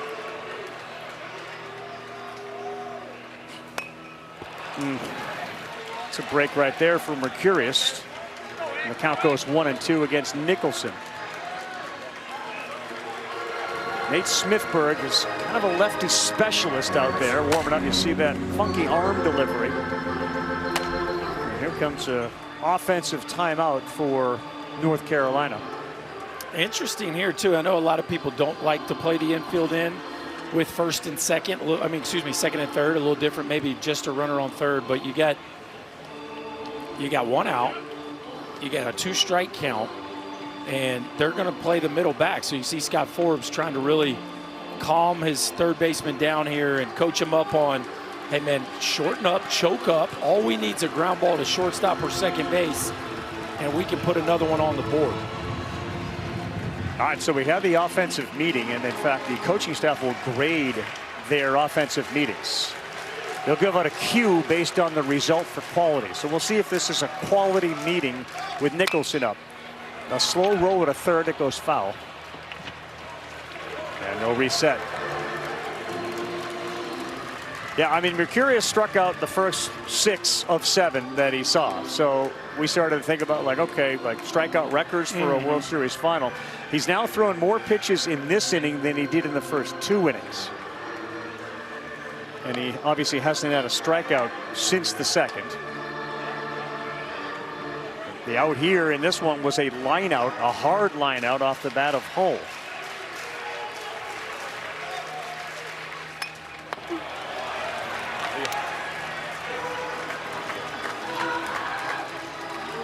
Different feeling for Ryan Lynch right now. There's a lot different feeling. The rope got a little longer. It's a lot different feeling. And the formula for Carolina all year long has been build an early lead, get the ball to Glauber. And that formula is starting to take shape here in the top of the third.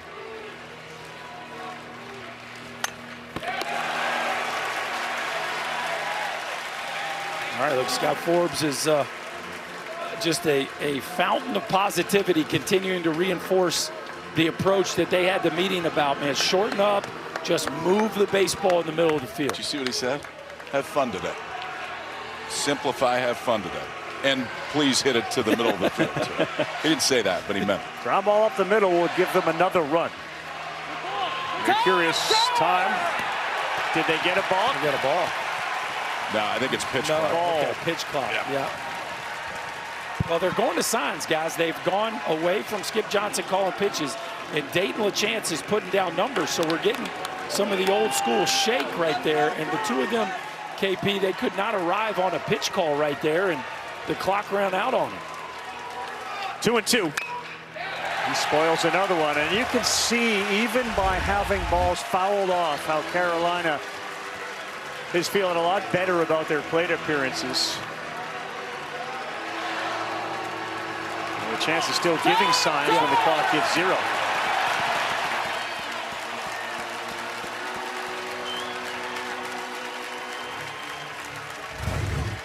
You just don't do that very often anymore.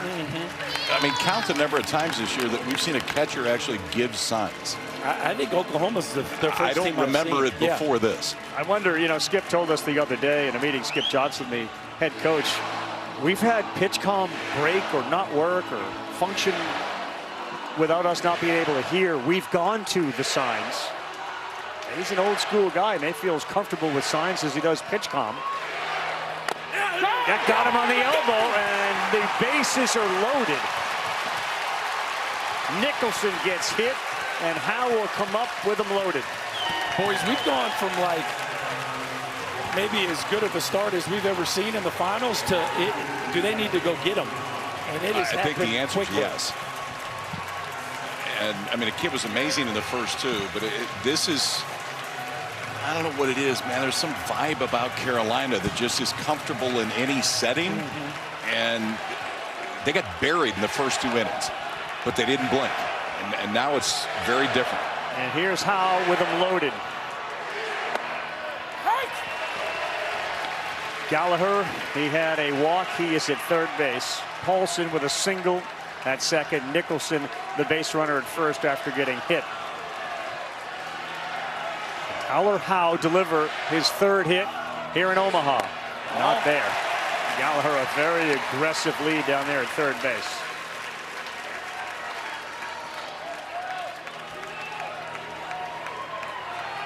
Hasn't had many chances, but he is hitting .500 with the bases loaded. Big call, strike 2. Yeah, 50-50 ball at the bottom of the zone, and that's just a beautiful pitch, and really a great take there by Howe, because you're probably going to roll that over at best anyway, and could have been an inning double play.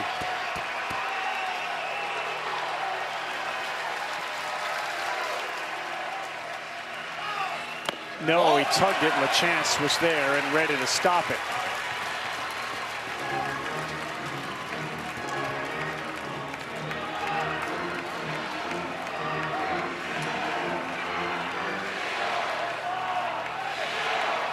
There's been 1 Grand Slam in the World Series Finals. Ty Evans of Florida did it against LSU in 2023. Howe has 4 homers this year. That misses very badly, and we are full with nowhere to put him.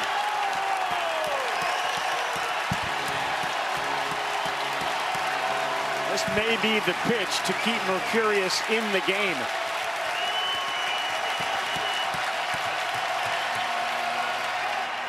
He got him. That's a big one. Another strikeout for Xander Mercurius. His 7th of the day. Boy, it felt like a big one right there, boys. This game teetering, and Xander Mercurius stepped up and made some pitches. A beautiful changeup at the bottom. Then one sails to the arm side. A great take right there, but strike 2. He tugs that changeup, misses with the heater. But then when the moment was at its breaking point, he grabs that 4-seamer right to the top of the zone where he has so much success. And that is a huge pitch to get the 2nd out. First one fouled off the bat of Colin Heineck. He struck out his first time up. And we're looking for another quality offensive timeout from Forbes down there at third base. 2 in an inning. That means he's got 1 left. Yeah. Burning some here. 45 pitches for Xander Mercurius this inning. Good numbers for Heineck at the plate with the bases loaded.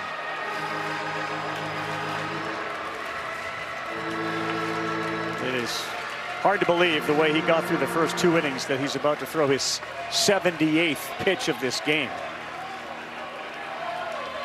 3 for 19 in the tournament. The team with them loaded, and that's too high. 1-1.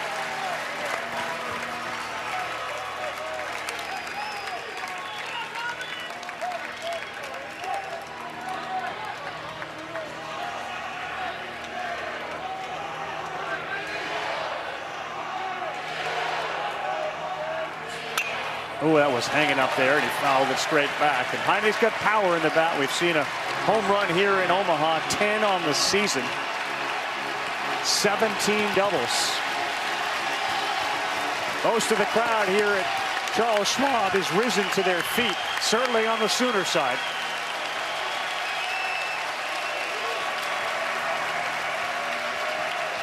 The 1-2.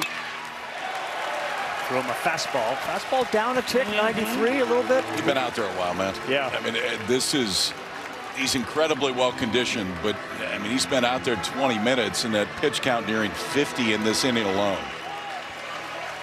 It is a battle royale right now between Mercurius and the Carolina offense. The next pitch will be his 50th of the inning.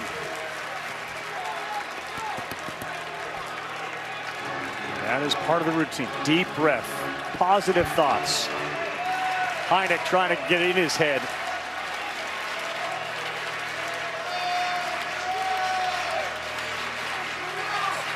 He got him! Little 86-mile-an-hour wrinkle and walk him off. 50 pitches in the inning, 2 more strikeouts.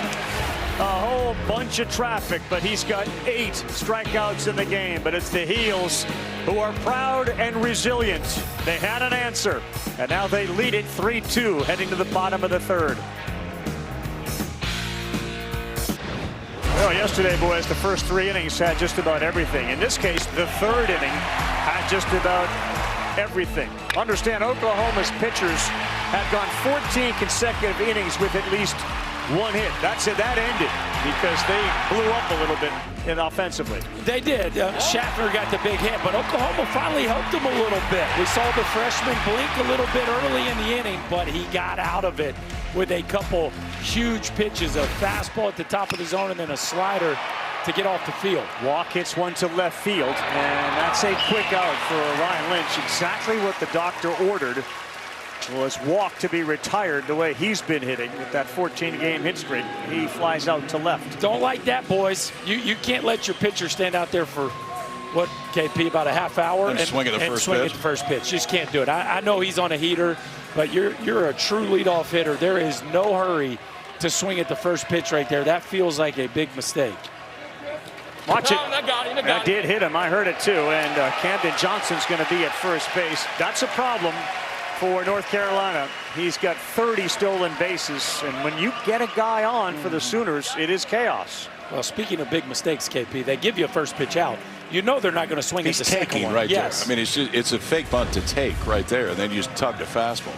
I mean, clearly, he's not trying to, but no. They're trying to hand you a strike. You hit him. Yeah. Well, Ryan Lynch was the benefactor of the first pitch swing from Walk because it had been about 32 minutes between his last pitch and then the first one. And now you bring LeChance up with one swing, can put him back on top, make that guy feel a little bit better.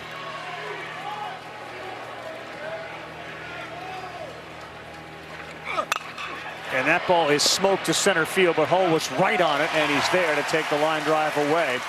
And again, a one pitch. Mercurius is going to come back out here quickly if this continues. I'm not a big offensive timeout guy, but it feels like you should do it now just to give everybody some air.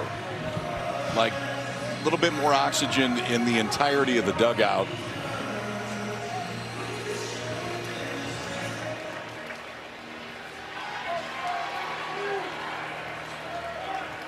Here's Willits, who absolutely laced a ball off the wall in right center for a double.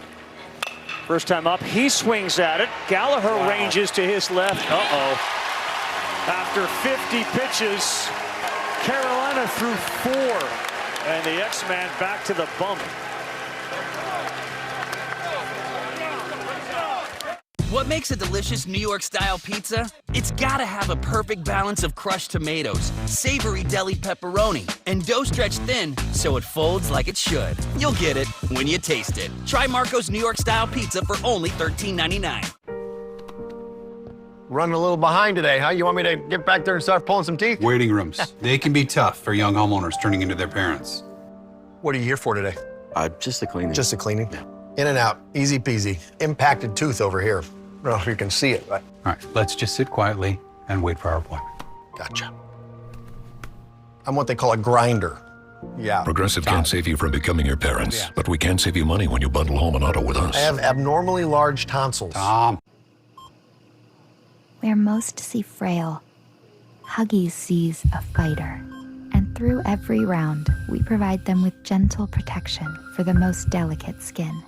Huggies, designed with NICU nurses. Safe Light Repair, Safe Light Replace. Ooh, that's rough.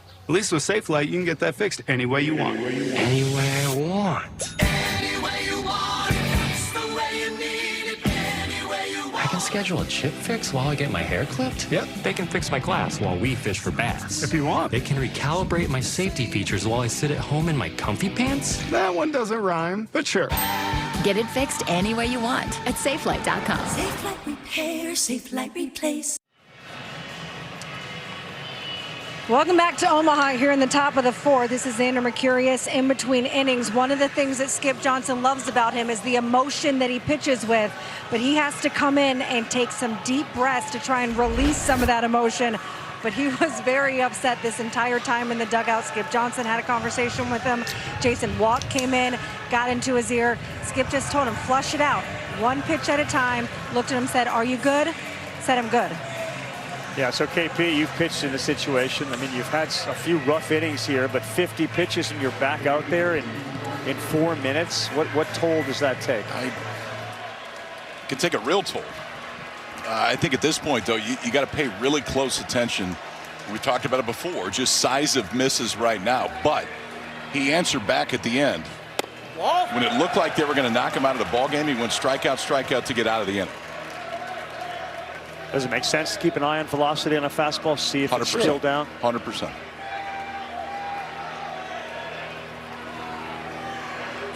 Well, Mercurius isn't the only one that's going to need some deep rest. I think Reggie Willits, who runs the offense for Oklahoma, is going to need some deep rest after that half inning. That's not pleasing to the guy who runs this offense. Oh boy, that was close. When you see LeChance talking to him.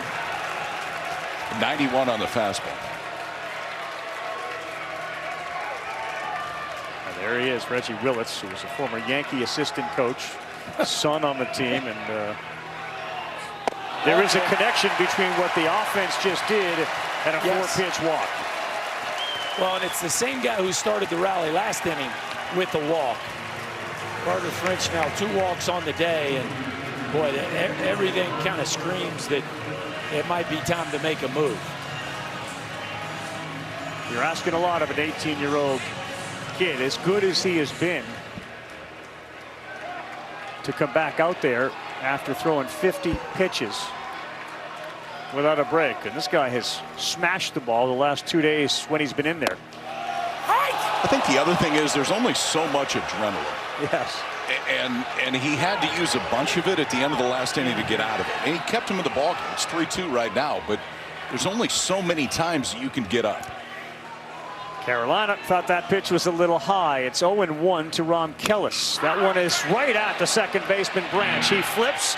That is exactly what Xander Mercurius needed, a double play. Tailor-made double play.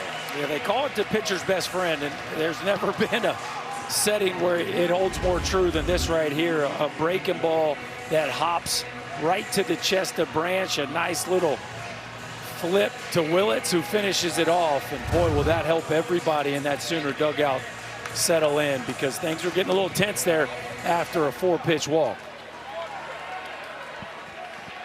Top of the order, Schaffner had that triple, which scored 2 in the third, and then a slow one on the ground to first. Let's see if they can flip it quickly. They do, and Mercurius, he's got a little bounce back. 50 pitches last inning, 7 pitches this inning. It is 3-2 Carolina. Talk with the head man. Welcome back to the Men's College World Series presented by Capital One. Joined now by Scott Forbes. After 6 straight strikeouts to start the game, how were you guys able to get to Mercurius? Man, golly, had that changeup going. It was like a wiffle ball. Credit to our guys. One thing we're going to do is we're going to keep playing. We're going to play 27 outs. Some big swings of the bat, really big swing of the bat by Schaffner. I thought Hal should have been in that 3-1 count, but I'm not going to play the blame game. Umpires make mistakes too. And we just got to do a better job of capitalizing. But at the end of the day, we bounce back and we have a 1-run lead. What have you seen from Ryan Lynch so far? Man, he's competing his tail off. We can't let him steal third base like that. That's something we can't let happen. But I like what I'm seeing. He just keeps competing, and he's got Globe right behind him. With that said, how do you manage the Glauber situation? Put them in quick when we need them. That's basically what we're going to do. Sounds good. Thank you, Coach. Thank you. Yeah, Glow is the nickname on the team as Gamble looks at one in there for a strike from Lynch. We're talking about Caden Glauber, who is 11-0 individually with an ERA of 2.13. He's got 5 saves. He's got a win and a save here. And when he pitches, you saw that little feature earlier, that kid right there. They are unbeaten. They're 28-0 when he comes out of that dugout and bullpen and steps on the mound, whether starting or relieving. 28-0. Glauber slept with his spikes on last night because the minute he showed up, he was hot if they needed him, and he knew that. And that's the way it is right now for Carolina. Like, you're going to go down with him if you're going to go down. He's going to be in the middle of it, and the minute that there's any traffic, he will be back up. You think Forbes told him to sleep with his spikes? You don't need to. No. They have a system where they ask their relievers on a scale of 1 to 5, what do you feel today? And Glauber has given the same answer every time. 5. That's a good strikeout there for Lynch to start this 4th inning as Gamble is caught with a bat on his shoulder. How about his bounce back, man? I mean, in the first inning, first 2 guys reach, first 2 guys end up scoring. But since then, Ryan Lynch has not only kept North Carolina in it, but has kind of turned into a different guy, pumping mid-90s fastball. Caden Glauber likes it down at that bullpen because he doesn't have to get up and start throwing quite yet.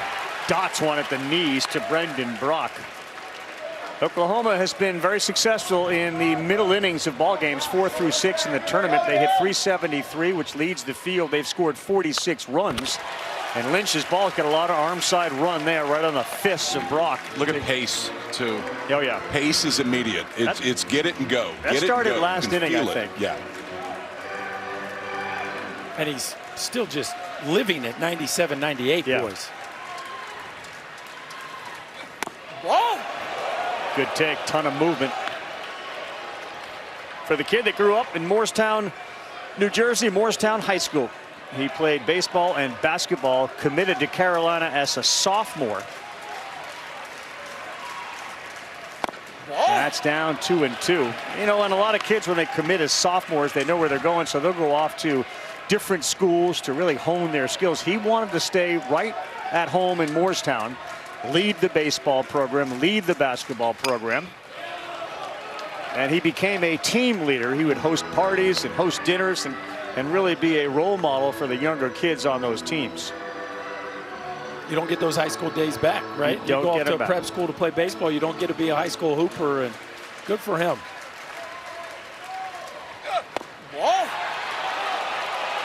It's a good at bat by Brock, the left fielder. A couple of those looked like strikes for about 56 feet. Well, you're really seeing the east-west right now, Ryan Lynch. That sweeper and that sinker, ball going 2 different directions. He's firing again, and this one is off the end of the bat, softly served into center field. Brendan Brock has got a hit, 1 on with 1 down. For the latest news, insight, and in-depth analysis from the 2026 College World Series, visit NCAA.com. It's your official online home for all NCAA championships.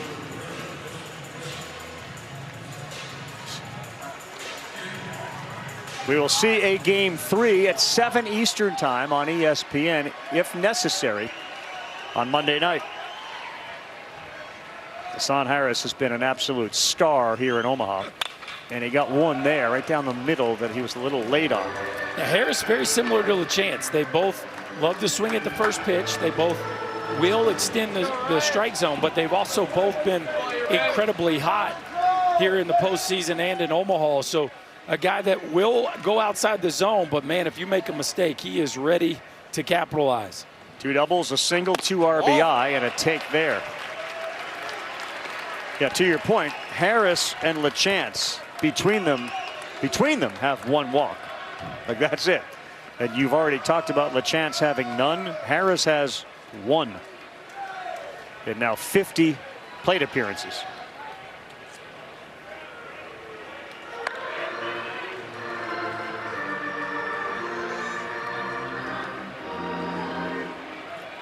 So Paulson holds Brock on 28 stolen bases.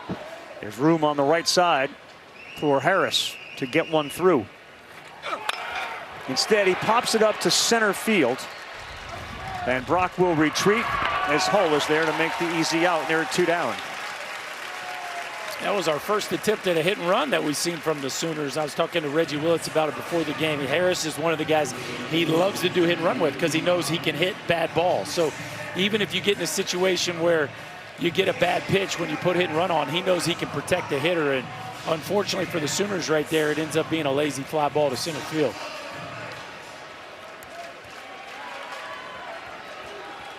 Here is Dayton Taki, who is 3 for 16. 3 hits have all been for extra bases, all doubles. Brock would love to get into scoring position.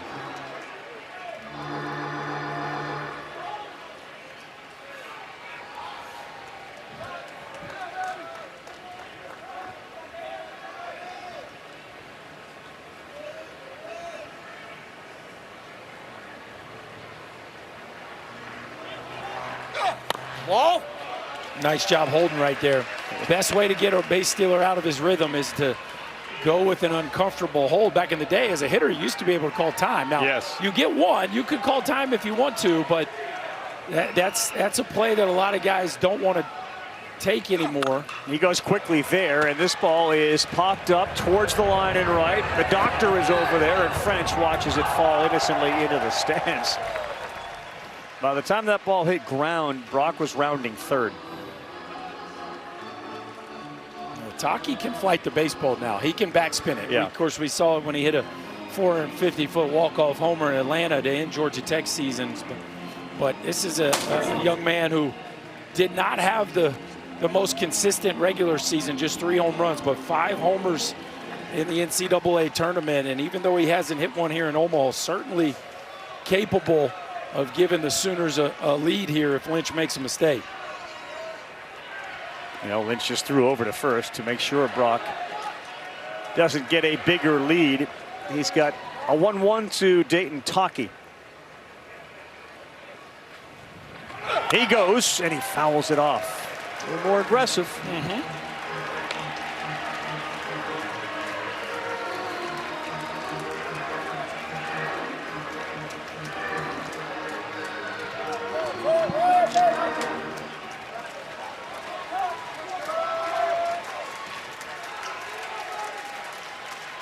One and two. Lynch has a strikeout in the inning, 4 in the game, and that's number 5. Letter high fastball to sit him down, and Dayton talking to the home plate umpire. Frustration for the Sooners. You saw Glauber warming up. Things are tilting in Carolina's way. Owen Hull, Gavin Gallagher, Eric Paulson already with 2 hits. 2, 3, 4 coming up when we come back to Omaha. We're back with Kyle Peterson, Chris Burke, Chris Budden. I'm Carl Ravitch. It's 2, 3, 4. These guys have been dynamite for the Diamond Heels. You start with Owen Hull. Last time up, retired on a hard lineout. But this is all everything interesting man, a renaissance man, if you will. And when he gets into the ozone, 5 extra base hits. That baseball looks like a beach ball. He's been great. Carolina's got a lead. Glauber is looming, and that one misses inside. From Xander Mercurius, 8 strikeouts in the game. Touched in the 3rd inning for 3 runs. Another one driven to right. Thanks for playing. Owen Hull goes yard. It's 4-2 Carolina.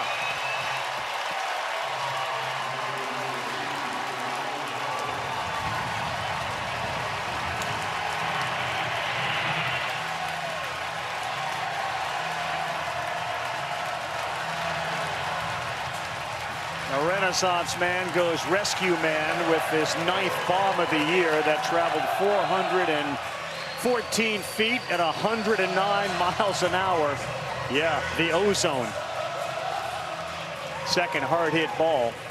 And that may be it for Xander Mercurius today as Skip Johnson takes a walk to the mound.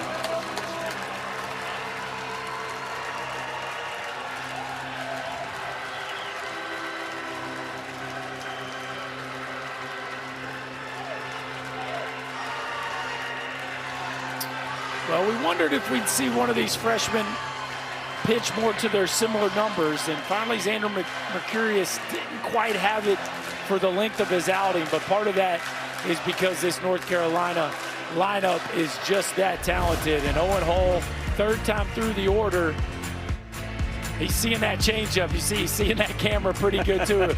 Up in the zone, and that is a no-doubter off the bat of the Carolina center fielder Owen Hull with a loud swing of the bat. The Tar Heels lead by 2.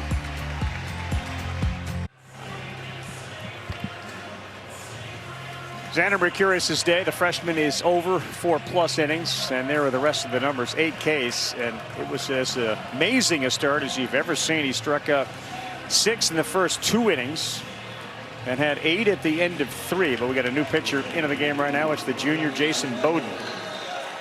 After the 26th time all have been out of the bullpen for Bowden. It's a mid-90s fastball, 2 different breaking balls, and a changeup. Has yet to pitch in this College World Series. Just saw an Owen Hull smash to right. He's got 2 of the 3 Carolina homers at the World Series, and now Gallagher looks at one down, pops out of the glove of a chance.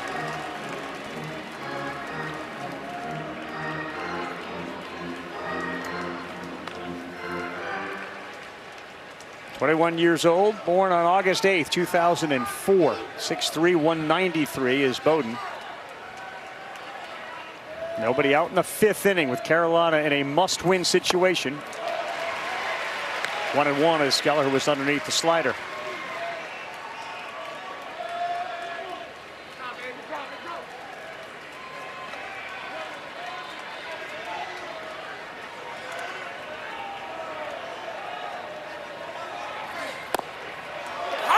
Gets the call. You see 2 different breaking balls, KP. You got more of the sweeping slider, and then that shorter cutter right there. Nice job to hit the outside edge on that one and get ahead in this count 1-2. Set up outside with a chance. That one was right over the middle, and it looked like it may have deflected off the glove of Willits, but another laser off the bat of a Tar Heel, almost 110 miles an hour. Yeah, he threw the short cutter last pitch and tried to go back to the sweeper that Gallagher swung through earlier in the count. This one just hangs. A breaking ball sitting right down Broadway, and Gallagher doesn't miss it. A rocket just past the outstretched arms of Jackson Willits. This Carolina offense playing with a lot of confidence right now. And here's a guy that is oozing it with 2 hits, Eric Paulson. And he lines another one, a one-hopper fielded by Willits. He's got a chance for 2. That's a nifty play by Jackson Willits. On a short hop, he takes it himself for a double play. Yeah, this is a very tough chance, and you got to really trust your hands to choose not to get in front of this ball. And you watch the Sooner shortstop drop step, get your nose right behind the baseball, and then he knows his runner. Why flip it? I know I don't have a plus runner getting down the baseline. I can keep it myself, and boy, did that flip momentum quickly.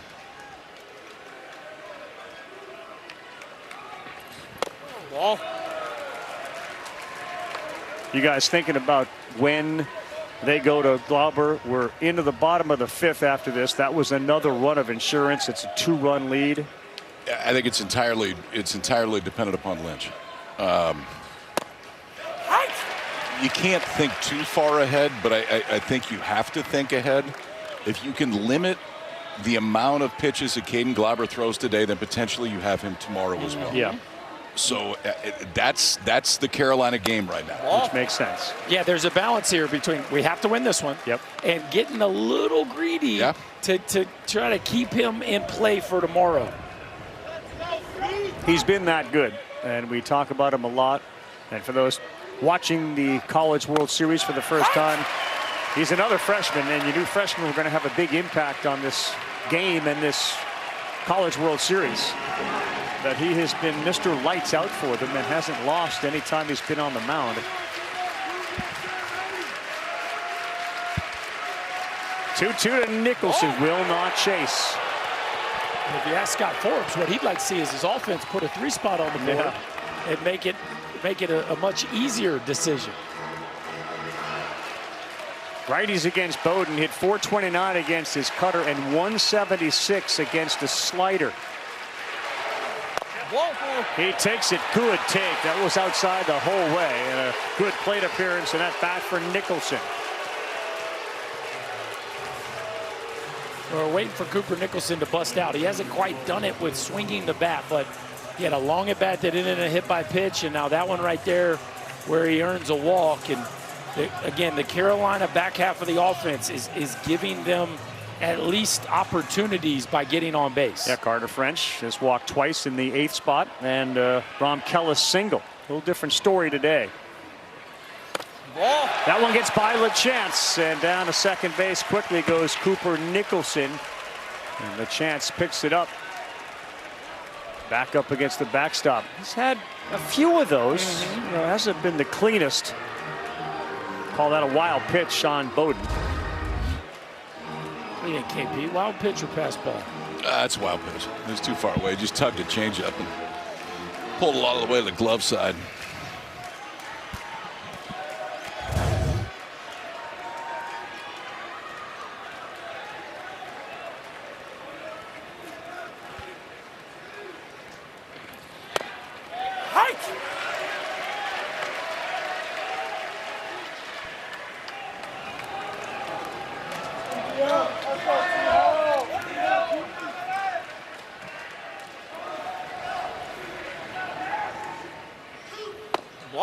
Just cannot emphasize enough how important it is to keep stacking runs for North Carolina. I mean, and again, in any game, but especially this game, KP, where you're talking about the tension of when to put Caden Glauber in the game or how much longer you can go without him.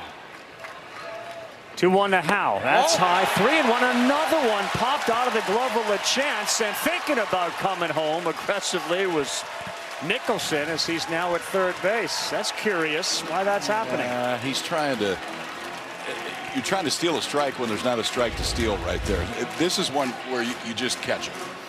There's no need to try to frame it up and bring it down. Just catch it at miss. That's okay. And that time tried a little bit too hard, and it cost him 90. Now, you'll call that one a pass ball? They did. That is a pass ball. Thank you. You thought the last one was? I know that noise. Is that a Larry David noise? What was that? Al Burke did, I'll tell you that.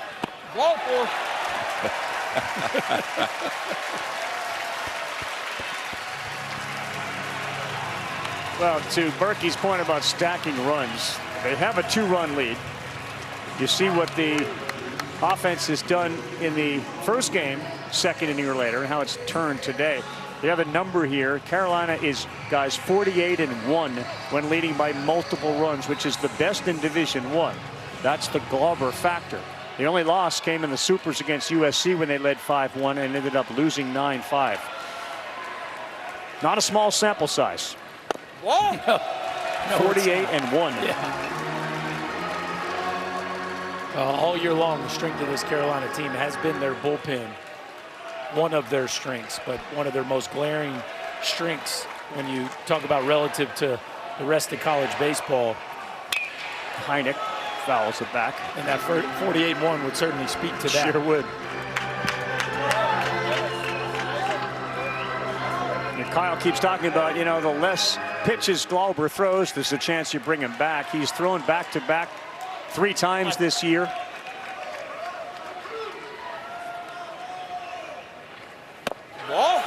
Bowden struggling to find the strike zone against Heineck, who was up with the bases loaded in the 3rd inning and struck out to give Mercurius another round on the mound. 2-1 2 strikeouts for Heineck. Boy, that was way outside and shows the movement that Bowden has. It's 2-2. That's also a hitter selling out to a heater right there, just trying to catch one out in front. Oklahoma fan base has been fully engaged in this one.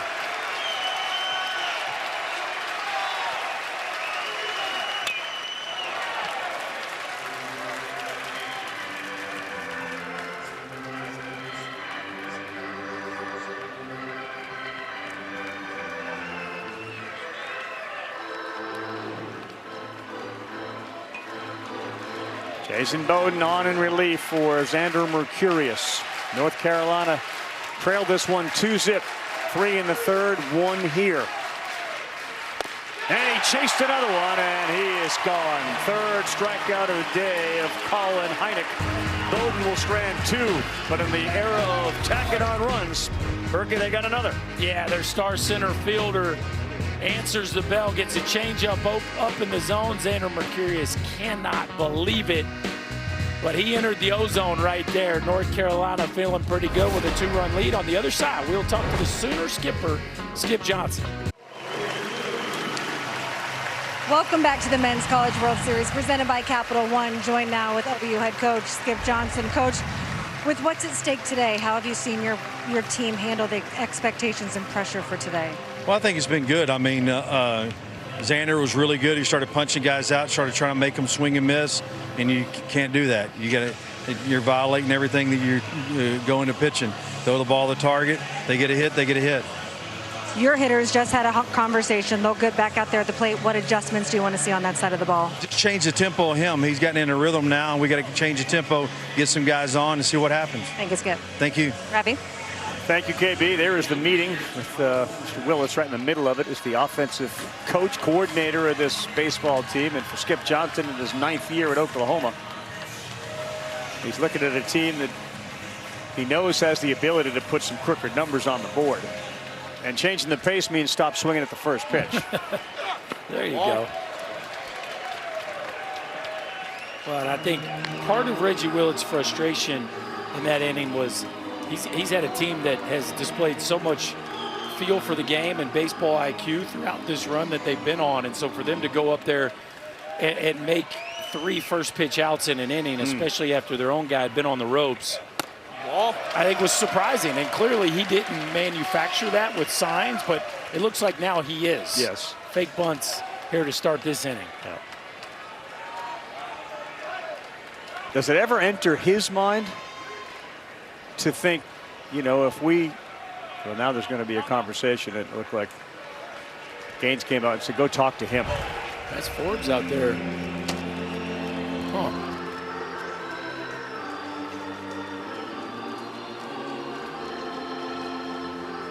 What is it, the mound? What we got here? He saw something. I don't know what it was yet, but he saw something. He may have just signaled to the trainer, too. Yeah. Oh, yeah, no, it's with Lynch.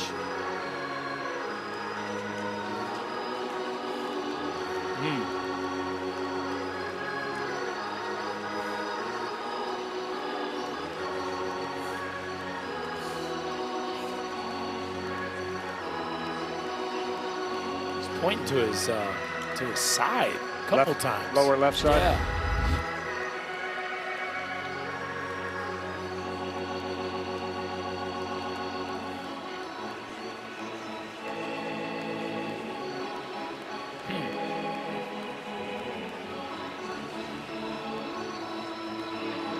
Yeah, right there. Yep. Yeah. And right where that number is, and he's coming out of the game. Yeah, there's nothing on the pitch that would indicate it, but you could see him when Scott Force came out. He was immediately saying that something wasn't feeling right. Well, makes the decision easy. Now we don't have to think about it very much, do we?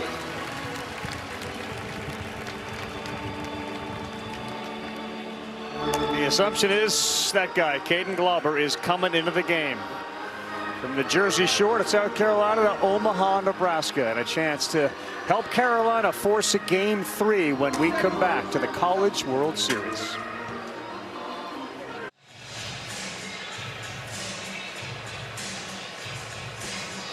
All right, guys, we are back here in Omaha, and all of a sudden, things have gotten a little more interesting. Ryan Lynch was cruising along here. The idea for Carolina would be if we're going to go to our superstar, it would take a little while. But Lynch's injury, as you see him talking to the trainer, prompted them to go out and take him out of the game.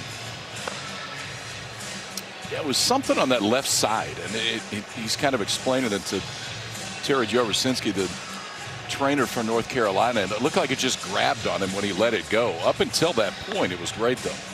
Now, there's no more of a comfort security blanket feeling for Carolina than getting this kid on the mound. This kid is Caden Glauber. He graduated high school a year early, and since arriving at Carolina, has pitched like an upperclassman. So if I'm crazy, like 26-0, right? Something like that. 27-0? 28-0. I mean, the kid's a stud. There's no moment that seems like it's too big for him. He's always confident when he's out there. So amazing playing defense behind him every single day. I'm just trying to go out there and pitch for the best team in college baseball. Every time he pitches, we win, so I'm just going to go with that. There is a Glauber effect here, and the backstory on him was he was a high school kid in South Carolina. He had committed to North Carolina, the university. When he first moved to South Carolina, he made the varsity team, and he was the closer and helped them win a state title. That was at Catawba Ridge High School. He made the varsity. And then they kind of called him in August, right before his junior year would start at Carolina. And they didn't really demand it. They suggested, you know, others have tried it. You think maybe you want to come a little, come a year early. So he discussed it with his parents. He basically crammed 2 years into one, and he showed up on campus as a 17-year-old, and now 18, and just dominating. He inherits a 2-0 count, and the first pitch he throws is 2-1. Another Jersey kid who grew up before they moved to South Carolina. I should say 3-0. And it's 3-1. He lived on a hill, and the way he and his dad would play catch is he would head down to the bottom of the hill and have to chase all the balls. His dad would throw to him. And they agonized over the decision to go a year early. 3-2, and this is what we'll see, KP, from him, right? A lot of fastballs that have a lot of movement on them. Yeah, it's pretty fastball heavy. It's at low slot, mid-90s, really good slider behind it. He will show you a few changeups, but really everything works off of that mid-90s fastball. Quickly back to a 3-2 count. And that's strike three. Welcome to the game, Caden Glauber.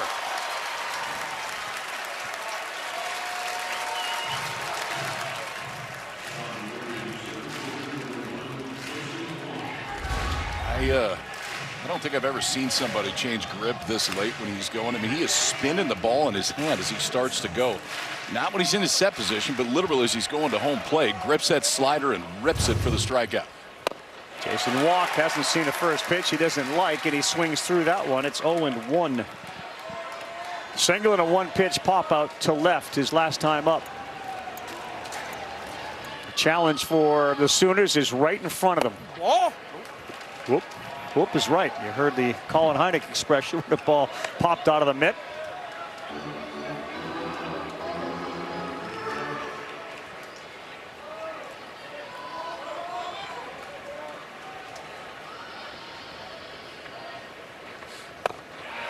Yeah, he dots the corner. So he has thrown back-to-back 3 times this season. He's very likely in regardless, unless Carolina puts a ton of runs up on the board to get him out. But back-to-back, he's thrown 96 pitches. No, that's down. That was in May. In March, 62 pitches back-to-back days. And in February, another 62 pitch, 31 and 31 against Indiana. So he's done it 3 times if they need it. Chase Cheddar, back-to-back punch-outs for Glauber. Well, and I think you're seeing right now the poise of a young man that is the reason he's 28-0 when entering the game, and that's no environment's too big for him. He comes in, he's 3-0 count, doesn't matter. He comes back and erases Branch, and then against Walk, we see him dock the corner and then elevate the fastball, and boy, 28 strikeouts in 17 2/3. Nothing about this kid would make you think he's a freshman.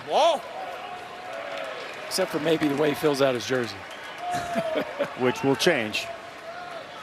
I don't know you want to change anything.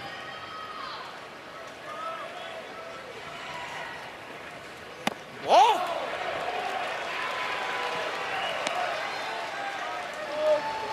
His dad, Keith, who was his first and longest influence on the game of baseball, a 9-year minor league career, 15 big league innings for Keith Glauber, and that was with the Cincinnati Reds.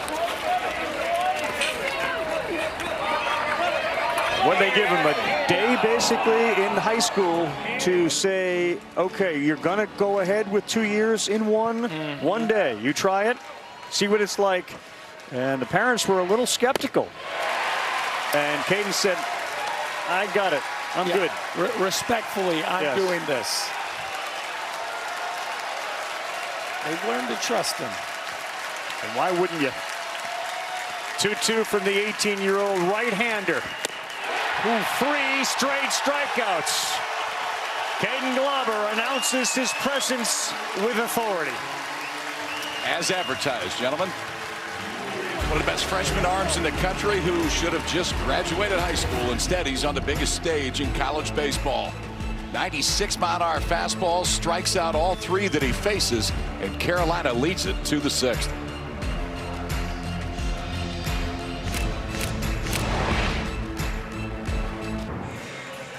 College World Series will conclude either today or tomorrow, and then Monday it's the Braves and the Padres. If we have a game 3, it will follow us 10 Eastern time on ESPN. You can stream it on the ESPN app. Dave Fleming, Eduardo Perez, Jessica Mendoza will be there. Atlanta's got a 7-game cushion over Philadelphia. I don't know if anybody saw it, but the Phillies exploded yesterday. Yes. Harper went for the cycle, and Schwarber hit, I think, 11 homers in the game. Sure. It's a good day. He's got 28 homers already. Harper hit for the cycle in the first 5 innings. Yeah.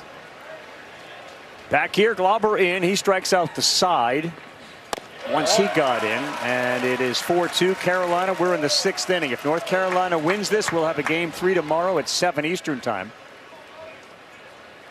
Carter Frunch, the right fielder, made one of the better catches we've seen in a few years here in Omaha, up against the right field fence yesterday. And Jason Bowden, who came on for Xander Mercurius, misses to fall behind 3-0. How do you manage the game on the other side? You got a kid that's never lost, 28-0. He's 11-0. You're down by 2. Are you starting to think about saving bullets for tomorrow when it comes to the mound? Yes. Walpole. Yeah, I think you absolutely are. So you're saying well, I think the dilemma if you're Oklahoma is you can't let this game get so far away from you that they feel comfortable enough to take Glauber out of it. So I do think plus your offense has been so hot, KP, you want to give them a puncher's chance here down the stretch. I agree. No, I don't disagree with you. And you don't go into the punt formation, but you also, you're managing the scoreboard right now too. For sure. 0-1 to Kellis.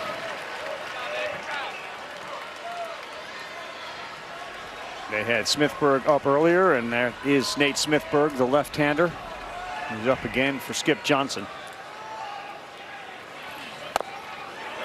In there for a strike. That was interesting. I know he hit into a double play his last 2 at-bats, but I like the way he's been swinging the bat. That looked like a called sacrifice. I know you got Schaffner and Hull behind him. He hit a missile, too. Yes. Oh, he chased up top. That was one of those sliders that we've seen so many times swung on and missed because it stays inside. And Bowden picks up the punch out. Hanging sliders don't work. Backup sliders end up like this, to where guys are expecting that pitch to break. It just doesn't. It stays there right there, and he swings straight through it. So with Kellis retired, the lefty Schaffner is coming up, and the lefty specialist in the Oklahoma bullpen is Smithburg, and it feels like Skip Johnson is calling that number. Yeah, this is one of those deals, too, where even though Schaffner and Hull do a nice job versus left-handers, Hull especially, Smithburg is a very different look. He's coming into the game. It's 4-2 Carolina with 1 out in the top of the 6th.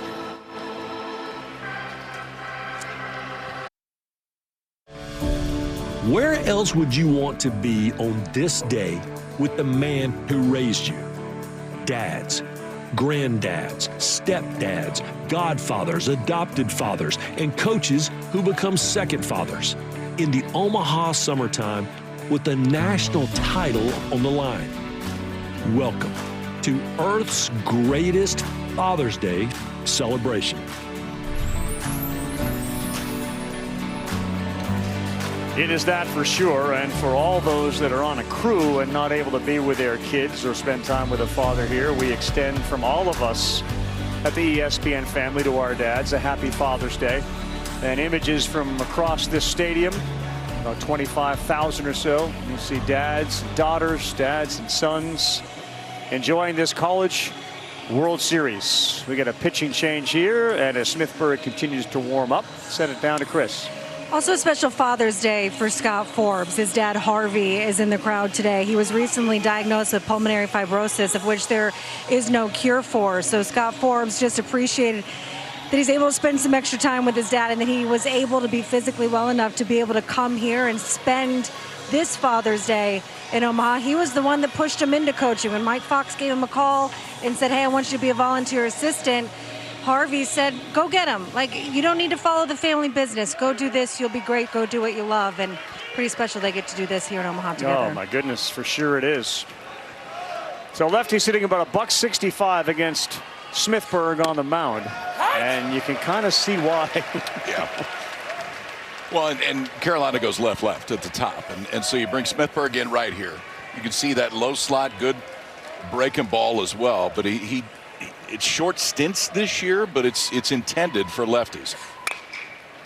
This one is going to go into the seats. Yeah, it's a tough look for left-handers, but two left-handers here in Schaffner and Hull that do a really good job of letting the ball travel. Feels like you're going to have to get them out with the breaking ball or be able to run it in under their hands. Lefties do not have a hit against him in the tournament, but these are two of the better lefties. That's way outside. To finish the story that Chris was telling, he was actually cutting his lawn when he got the call from Mike Fox. Coach Fox, they've been together for a long time, and then Fox retired. But he likes the blueprint. He knew how to run a program, and there's a big Mike Fox influence on Scott Forbes. Said even in our down years, we felt like we had a chance. He's also got a Nick Saban quote on almost every document he sends, which is, you remain successful as long as the commitment to the process of remaining successful stays in place.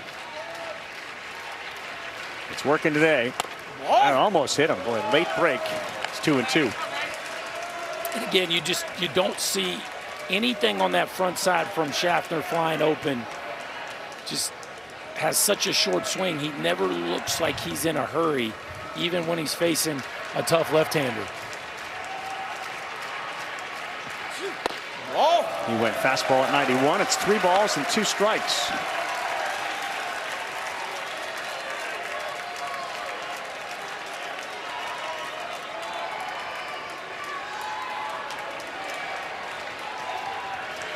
Breaking balls against lefties, and Schaffner has not had much success, just a 167 average. Fastball there, and he's able to foul it off. Fastballs against lefties, and again, this is a small sample size, but he's had pretty good success. Yeah, you feel like you're going to have to get him out on that breaking ball or the fastball in again, because he just does such a nice job on the outer third. French leads off first. Next one is spoiled at the plate. Good at bat going right now from Schaffner.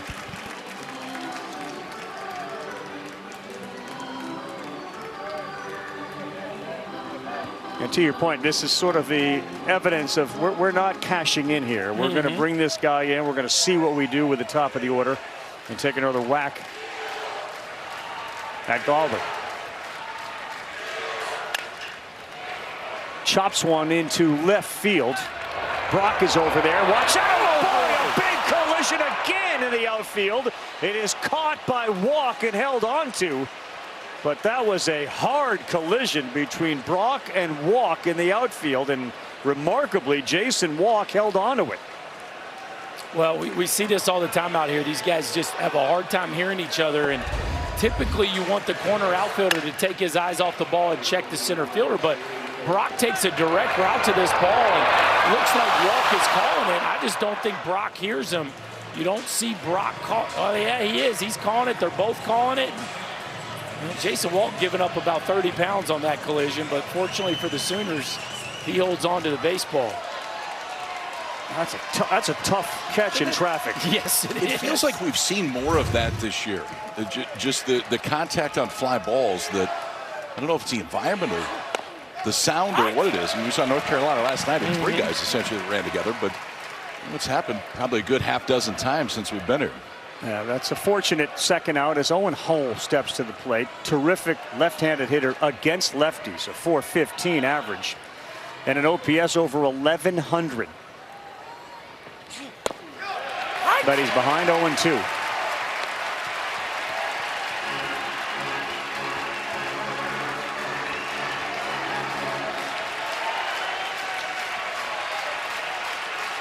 He was nearly involved in one of those collisions last night when his middle infielders converged in center field. And that is a slow roller, and it's a good thing it rolls foul for Oklahoma. That's an easy hit for Hull if it stays fair.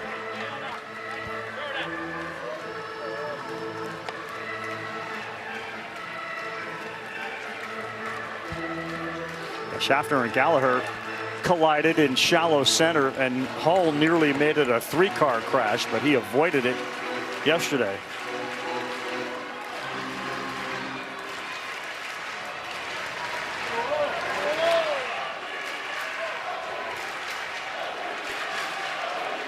Hull hit a hard liner in the 3rd that was caught. He hit a homer that was also caught by a fan in right. Perfect pitch, paint on the corner. And you got the sense that if Hull had ABS, he might have tapped his hat, but no. And that is awfully impressive there from the lefty specialist, Smithburg. Say, he did his job. Came in and faced 2 of the better lefties this entire tournament. He gets them both out to last. Sidearm fastball on the outside part.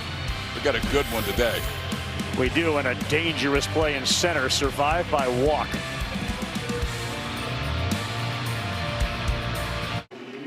Well, we knew we would see Caden Glauber today. We just weren't quite sure when. And Ryan Lynch went out to start the 5th. Wasn't feeling great. So with a 2-0 count, the freshman right-hander comes in and goes strikeout, strikeout, strikeout.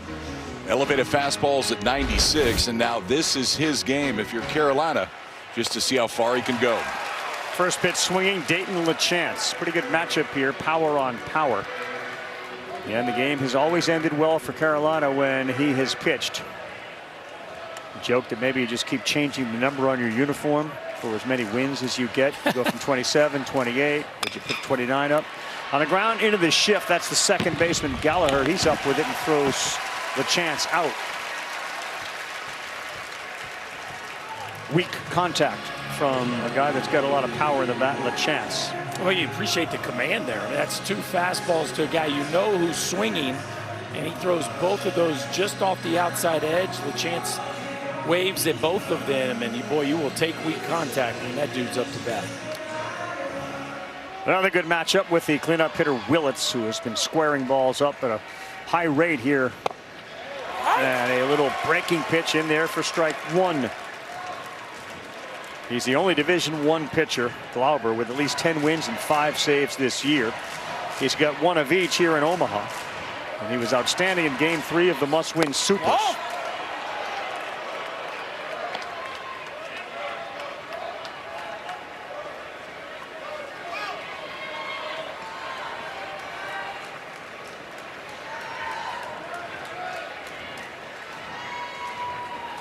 Oh. 2-1. Brendan Brock is the only guy that has a hit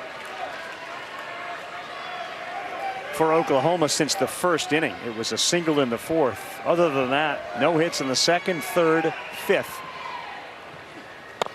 That's a perfect pitch, 2-2. Boy, it's just so impressive how he can shape that breaking ball and start it off the plate to lefties and wrap it around the edge, or he can start it right down the middle and get it to their back foot. It's very mature command for a young pitcher. Called Strike 3, give him 4. Glauber just into the game. He has faced 5. He's punched out 4.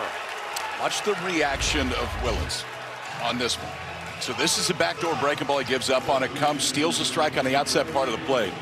Now we're going to rip 95, the two-seamer that just tails away and catches the upper part of the zone. Berkey, you said it, the ability to control that breaking ball on the outside part of the plate just creates so many more options after it with the other two. Gamble, line shot past the third baseman Nicholson. He rounds and puts the brakes on there, but the first hit that Glauber gives up is a shot past Nicholson, who was a little bit off the line. Yeah, and playing in, and you're not going to catch that ball with a left-handed hitter up typically from a position standpoint, but interesting against Gamble that they had Nicholson playing in there. Not surprised at Oklahoma going up there aggressive against Glauber. He's just so difficult with 2 strikes. I think you need to go up there hunting something early and try to be aggressive. Here's Brock, swing away from tying this game up with 2 down. And they are aggressive on a 95-mile-an-hour fastball from Caden Glauber.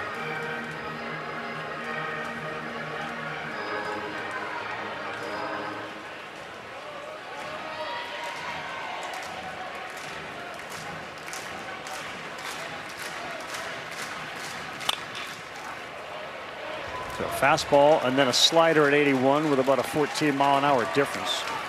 Yeah, for the most part, he's gonna stick with those 2 against the right-handers. But he can shape them so well, both pitches, to different quadrants of the strike zone. As we take a look at the Glauber family, rising to their feet. Mother Mary, let's get up here. We got a chance for another punch out. He will not deliver on that one. Those are your new pals, right? Yeah, I hung out with them the other day. Neat family. You can tell why their kid is so well adjusted and poised. Parents are so humble about all the success he has had.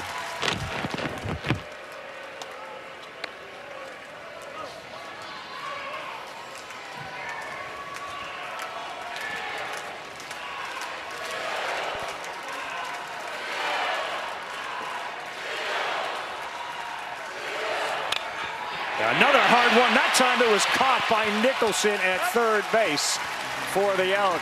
Line shot, 107. Well, the hot corner lived up to it in that half. Trey Gamble rocked one right by him. He gets stuck at first base because Brendan Broxliner was right into the mitt. We got a good one here. Game 2, Men's College World Series. The Heels win. We'll play another tomorrow. All right, the NBA draft is coming up this week. Don't miss round 1 Tuesday at 8 p.m. Eastern time on ABC and ESPN. You get them both. And then round 2 Wednesday at 8. That's 8 Eastern on ESPN. You can stream it all on the ESPN app. AJ Debunsa looks like he goes number 1. Berkey's guy, Nate Ament, looks like a top 10 pick out of Tennessee. Trending that way. Trending that way. You're an NBA draft analyst now, too. Sure. You're an NFL draft analyst a couple months ago. Now we're going NBA. Gallagher, first one on the ground. Backing up over there is Johnson. Strong throw, short. And Taki scoops it. And a 1 pitch out there of Gavin Gallagher. Smithburg continues to pitch well on in relief. Love a good backhanded pick by a first baseman right there. Taki making that one look simple. We've seen some nice plays by the Oklahoma. Watch him get his nose down, backhand that pick. And we've seen him do a few different things, manipulating the base, but that's kind of the classic get low to the ground and work low to high to make an errant throw finish well. Be careful of a first pitch jump here. Paulson does swing at the first. Against lefties, he likes to do that, and he's had great success with a .556 batting average on first pitches.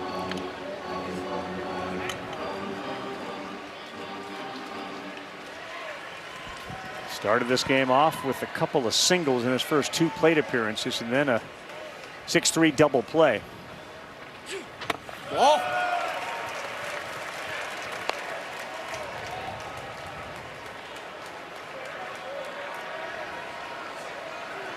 Very personable kid is Paulson. He'll sit and chat with you about anything. A lot of pride in Long Island, where he's from. Golfs one to left. Brock is still coming. Diving. Did he catch it? No. And he may be injured as he picks that ball up. He is shaken up. That ball dove on him, and Paulson is into second.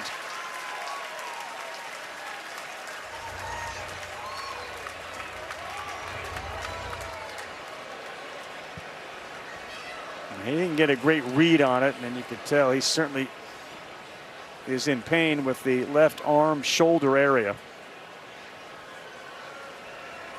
Wrist.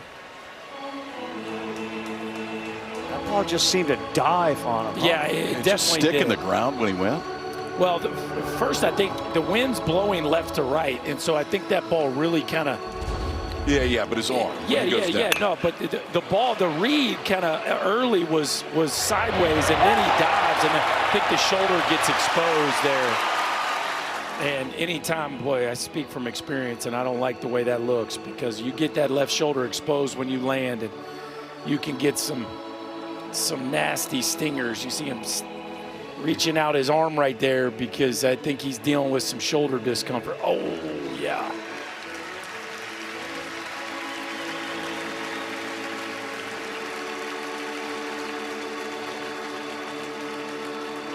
But I'm with you, Rev. I think he was working horizontally there, and then that ball just died on him, and he had to go in hard. His shoulder is not feeling great right now.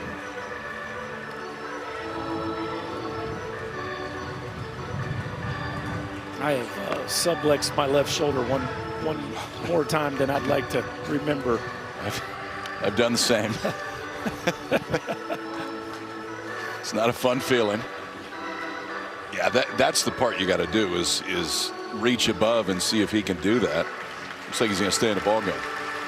Yeah, obviously, if it was his throwing shoulder, it'd be a different story. But you got to reach up to make a catch. You got to make sure you're able to do that. Tough kid, tough play, and another on the other side hit for Paulson, who's got 3 of them today.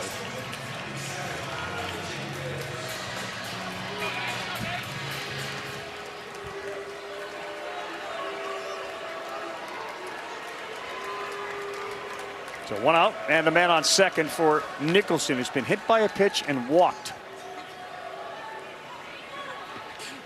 Whoa.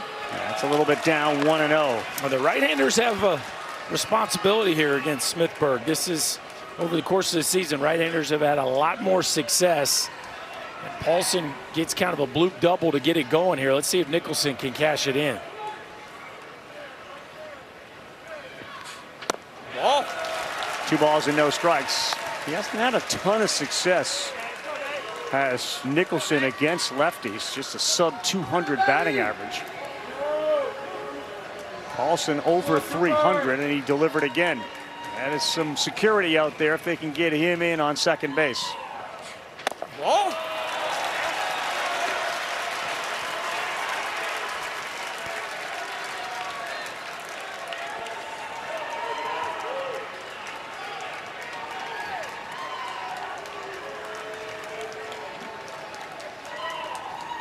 Only 1 defender on the right side of the infield. They shift.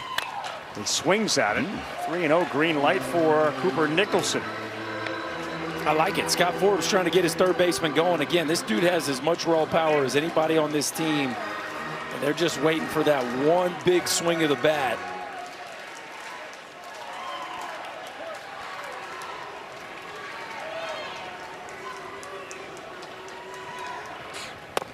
Yep, 3-2.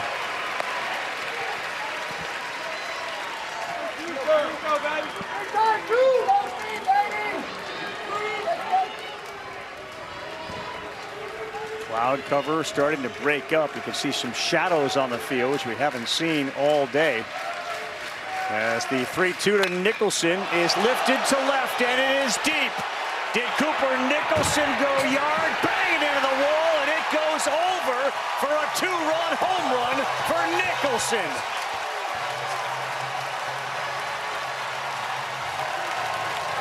And the worst possible situation for Brock, who ran back. He's got a banged up left shoulder. He hits the wall hard and never could extend the arm.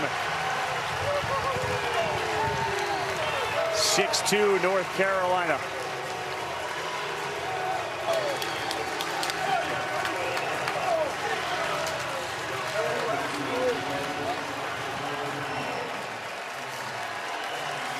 You said it, Berkey.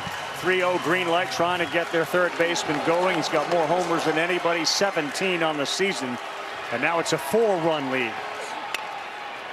Yeah, he just kind of felt like the do factor was high for Cooper Nicholson, and he finally cashed one in. And boy, some much needed breathing room, boys. 4+ run lead. They have been almost unbeatable. Good for Nicholson, who has not had much success against lefties, but goes yard here at the World Series. Oh.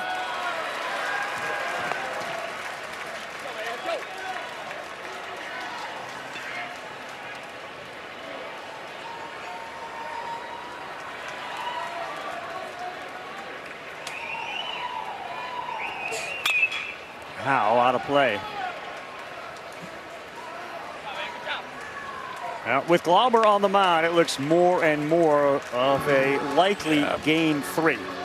It does, and you can see double barrel action down in that Oklahoma bullpen right now. But I don't think you can consider going to anyone else at this point if you're North Carolina. Right. Not right now. I know you would like to, but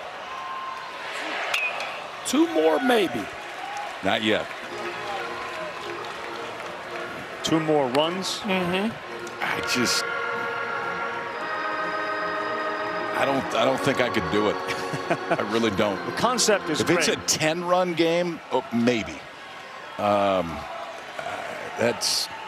It would just be unsettling to know that he doesn't control a piece of it anymore. Swing and a miss from Howe for the second out.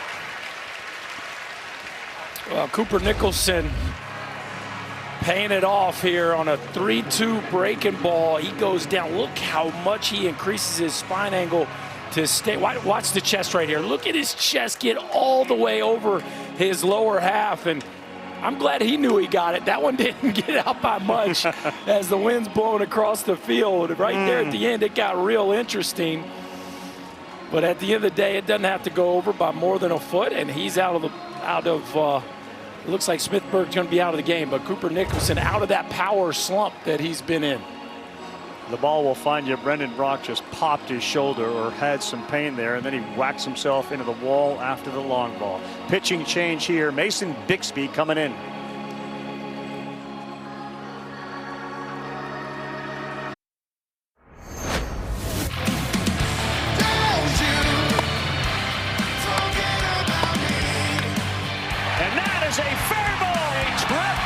Jake Schaffner.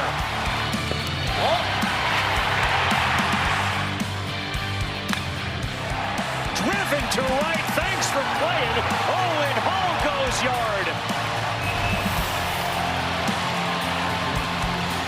Carolina bats have shown up here in a must-win game 2. They had 2 homers in their first 4 College World Series games. They got 2 today. And a little different story, similar to yesterday when Carolina scored 3 and then stopped scoring, and they lost 9-3 in game 1. Oklahoma gets 2 in the first, and they have been silenced since then. And the ultimate silencer is pitching for Carolina in Caden Glauber. Meantime, on the other side, Mason Bixby will make his 18th appearance. Big, tall, 6'7", 239-pounder. It's an elevated ERA, but it's really good stuff. It's mid-90s fastball, primarily fastball cutter. There will be some sliders in there too. Swing and miss not the issue. 25 and 17 of the third. It's the walks that has been the issue, but he can run it up there.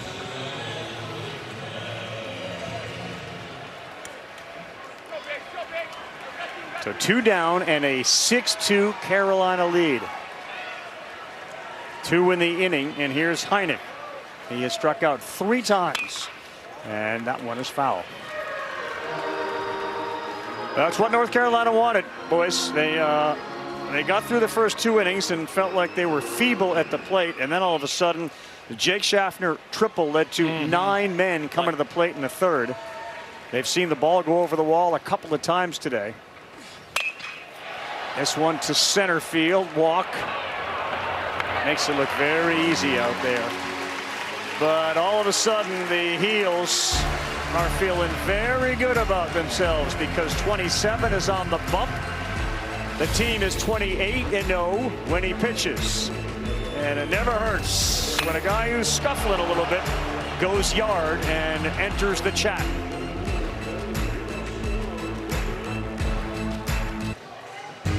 Hope you're enjoying the NCAA Men's College World Series. It is presented by Capital One. What's in your wallet? Now recapping the game, OU struck first in the first with 2. They had Xander Mercurius striking out 6 in the first 2 innings, and then Carolina up off the mat with big-time punches to return to the top. And now they got the ultimate closer in the game in Caden Glauber, who has just pounded the strike zone. And up by 4, you'd expect nothing less. Gave you the numbers on the back-to-back 3 times this season. Any advantage at all to seeing him today, anticipating perhaps seeing him tomorrow for the Oklahoma Yes, I there's an think advantage there's a couple to that. advantages. Number one, you would anticipate the stuff maybe not being quite as electric, but number 2, at least now you know. You've been hearing the scouting reports, Right, you've now gone you've over the seen it. videos. Like now you've stood in the box against them. There is an advantage. That doesn't mean necessarily going to have success, but I would rather have seen him than not.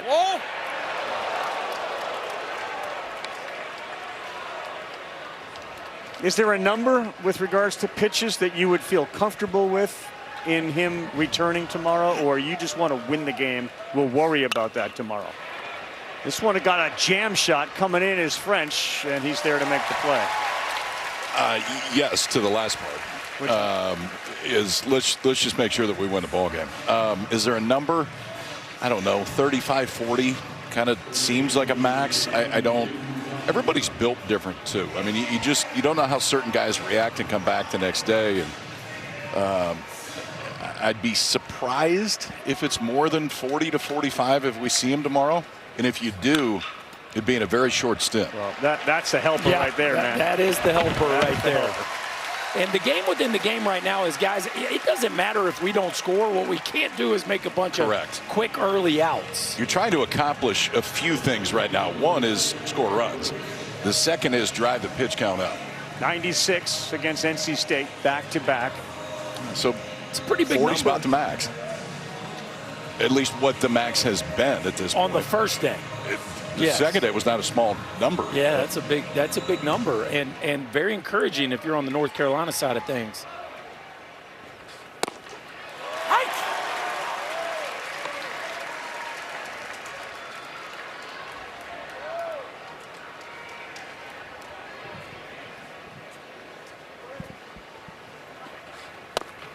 Oh, a great look at the movement on that slider. Flat angle of attack as it gets to home plate, looking like the heater, and then just a left turn to the edge.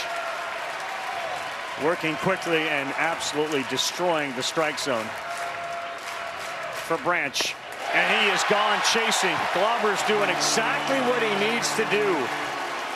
It took him 8 pitches to get through that half, and since he has come in, we have seen now 5 strikeouts, just 1 hit. Carolina and their fan base feeling like we got a real good chance to play for a title. Still a couple outs to go. It's 6-2. We head to the 8th. Well, the Caden Glauber effect is in full effect so far. Since a freshman has come in, he's showed you why he's one of the best freshman arms, not just freshman arms, one of the best arms in the entire country. Fastball's been mid-90s, controlled the breaking ball when he wants to. Scott Forbes was talking to him after the inning, last inning. I wasn't lip reading, but I think what he said was, thank you for graduating high school a year early. It is benefiting all of us right now. Something to that effect. It was similar. There is Carter French. He looks at ball one. This is the kid that is going to medical school, wants to be a doctor, perhaps leaning into orthopedic surgery. He thanked his lab partners on social media for their assistance in getting their lab project done while he was here. He was here still doing his work, taking exams, all the while trying to compete and win a College World Series championship. It'll be Carter French, followed by Rom Kellis, and then back to the top of the order. Ball.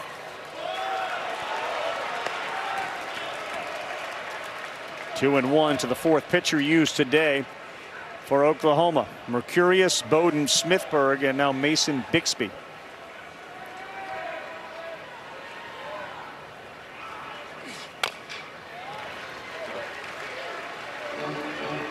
Two and two for Carolina. No College World Series titles in 12 prior trips.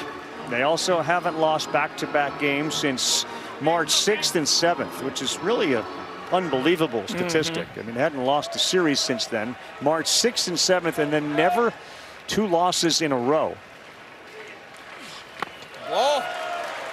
3 balls, 2 strikes. And that series against Virginia, they kind of pulled a Houdini act to take it to extras and then win that ball game. And so, of course, we saw them down to their last strike in the Super Regionals as well. But really, from the time they won, they didn't get swept there against Virginia in that first conference series. They had been as steady as any team in the country. French on a 3-2. Boy, good eye, and the good doctor may want to consider becoming an eye doctor. He has walked 4 times now. And he has done it all while leading off the inning, which generally portends for good things once he has come in to score. For the latest insight, in-depth analysis, all the news the 2026 College World Series has to offer, visit NCAA.com, your official online home for all NCAA championships.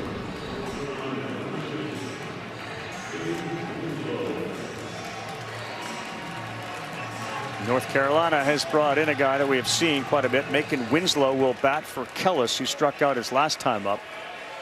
So the margin for error for these guys is very small. Kellis had smashed the ball a couple times, struck out his last, and they bring him in for a bunt that's going to go just foul.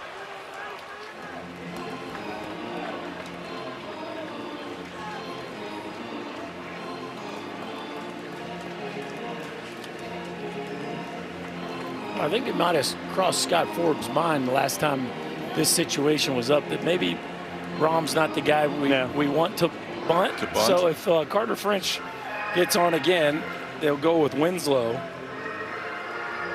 And he's just trying to give opportunities to Schaffner and Hull every chance he gets. This is a Duke transfer, and there's a story that goes about Macon Winslow. There was a ball that ricocheted off the cage. It hit him in the eye, and it caused him to miss some time. Oh, boy. That thing was just close enough to the eye to be very uncomfortable. Oof.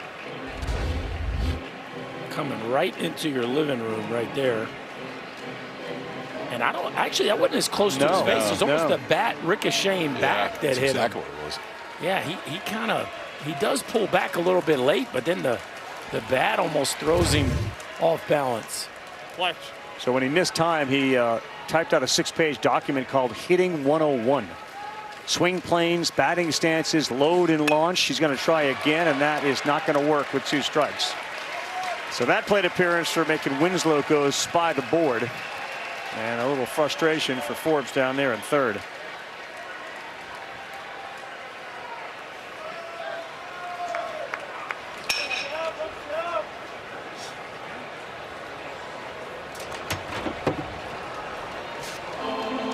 And here comes Skip Johnson, who may have seen what he needed to out of Mason Bixby and got what he wanted to out of him. And it looks like a left-hander is warming in the pen and likely to come out of it. We will take the timeout as the new pitcher coming into the game, Jaden Barfield, when we return to Omaha. Time now to take a look at today's Capital One rewarding performance. Schaffner got things started with a triple, and then we started to go homer piece. the ozone, Owen Hall, and then Cooper Nicholson. Climbs one out over the wall in left field. North Carolina needing a win to give them a chance to win a championship tomorrow. Got a 6-2 lead, and we go to the lefty, Jaden Barfield.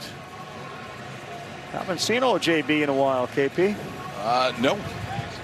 No, we haven't, and they haven't. For Jaden Barfield, he's thrown just 8 2/3 innings this year. He's thrown just 3 innings total since April 21st. Last outing was May 31st in the regional against the Citadel. But you go left to top, and this is where Skip Johnson's going to try to play that matchup game, at least for the next 2 hitters. Out of Pearland, Texas, that powerful Pearland, Texas youth baseball community they have there. A whole bunch of travel teams. We've seen the Little League team from Pearland, Texas get to Williamsport and play in the Little League World Series a couple of times. Forbes came in. He had a couple of quick words for Schaffner.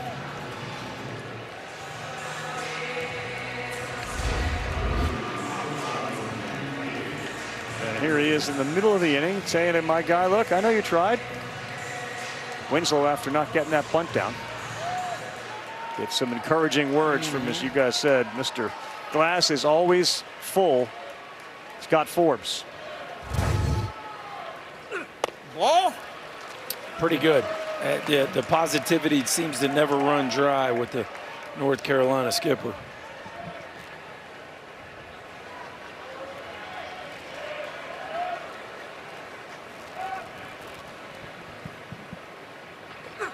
Ball.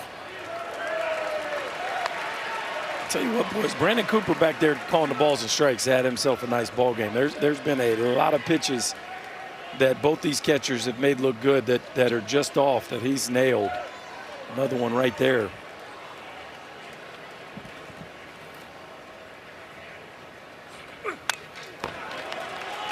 Schaffner was going dead red on a 2-0, and he fouled it straight back. From Louisville, Kentucky, by the way, Rev. I knew that was coming. You knew that. I was waiting for you to follow up because I know you wanted me to say from. I was waiting, but you never got me there, so I just went ahead and took the shot. Schaffner is 4 for 8 against lefties in the College World Series, entering today on a 2-1.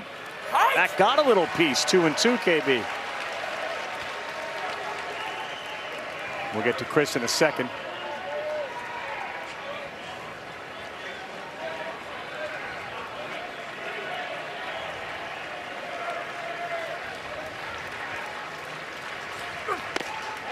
That one misses. Schaffner's a multi-sport athlete. Remember, he was the kid who went to North Dakota State. They had a hockey rink in his backyard. He was skating since he was 2. And then he went football, hockey, baseball at Craig High School. What was your favorite sport? Whatever I was playing at the time. Whatever was in season. Yep. Kids still do that, huh? Yeah. Oh, yeah. That's kind of nice. Thank goodness. Thought about going to the University of Wisconsin for football. Got an offer there. That's a good take and a walk.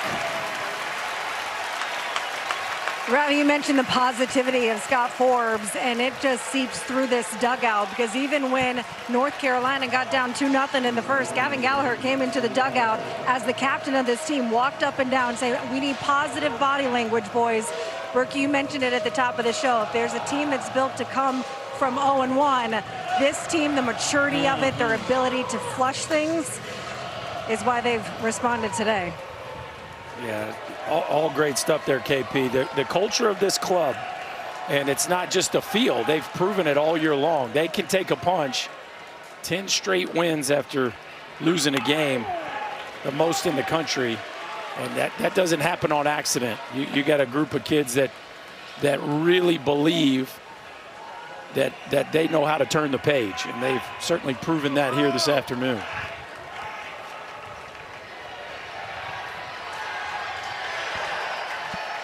Owen Hall's an extra base hit machine as that one is in there to go 0-2.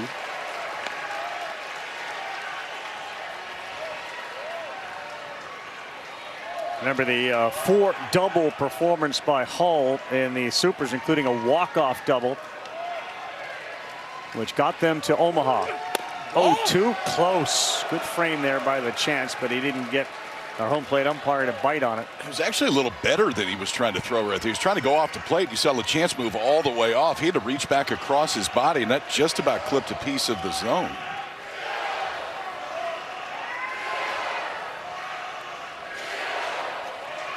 One ball, 2 strikes, 2 men on, trying to increase this 6-2 lead. Ball.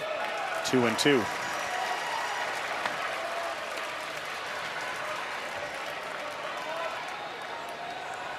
Think about Vance Honeycutt, Kane Kepley. Like, this is a position center field for North Carolina where there have been some stars before him.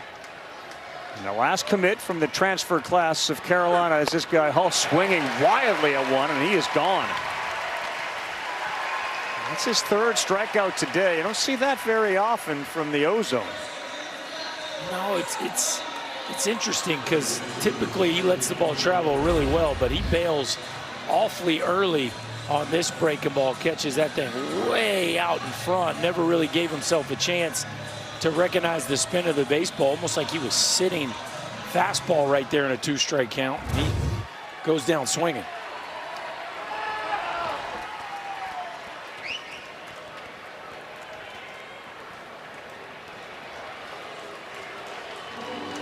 Skip's wearing out a path right now.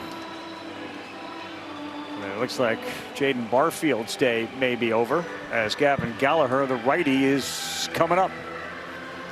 We will take a timeout. Skip's trying to keep it right here at 6-2. Mr. Clutch Gallagher, when we come back, steps to the plate.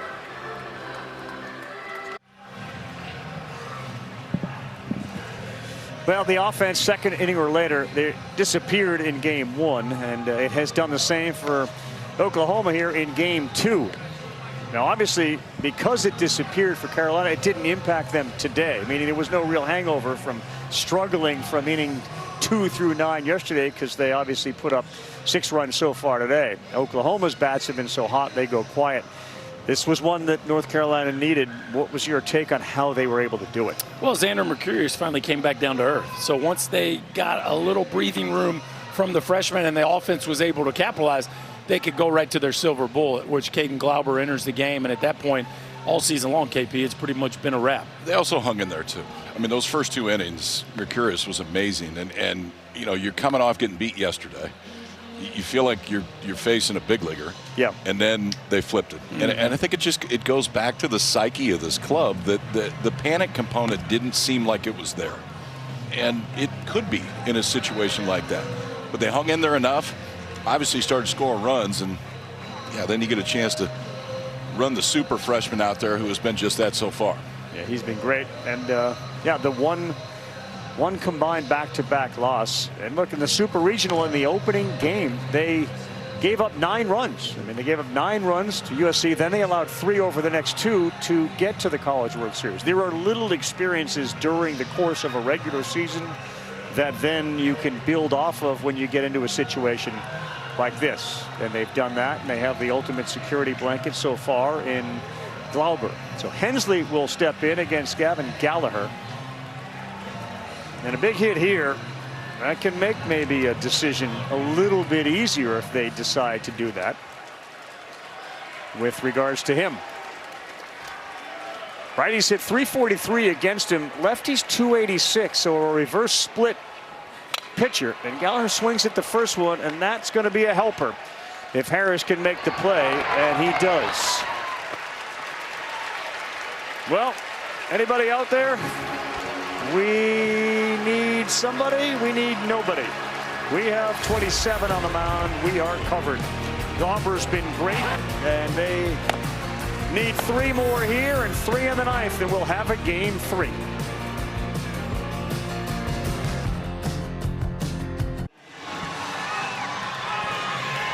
North Carolina looking to force a game 3. Would be tomorrow night at 7 o'clock Eastern time for all the marbles. And remember the statistic coming into this one, teams that won game 1 of the best of 3, 14 of the 22 had gone on to win the World Series. And a game 3 against Carolina would be a toss-up. The bats have gone quiet, boys. They haven't had a base runner reach second since the first inning. Only 2 singles since the first. Yeah, as much as Glauber deserves the credit, the truth is Ryan Lynch had settled in really nicely into this game. Strike 3. Called strike 3 at the knees. And frustration for Walk. That's a strike. The last 2 were strikes. And they're right on the outside part of the plate. That last one's at the bottom part of the zone. But this is a strike. 2-seamer just on the outside part. Glauber's doing his best to be as efficient as he possibly can right now because the pitch count is low. What is that? 10 outs and 37 pitches so far. That's well done.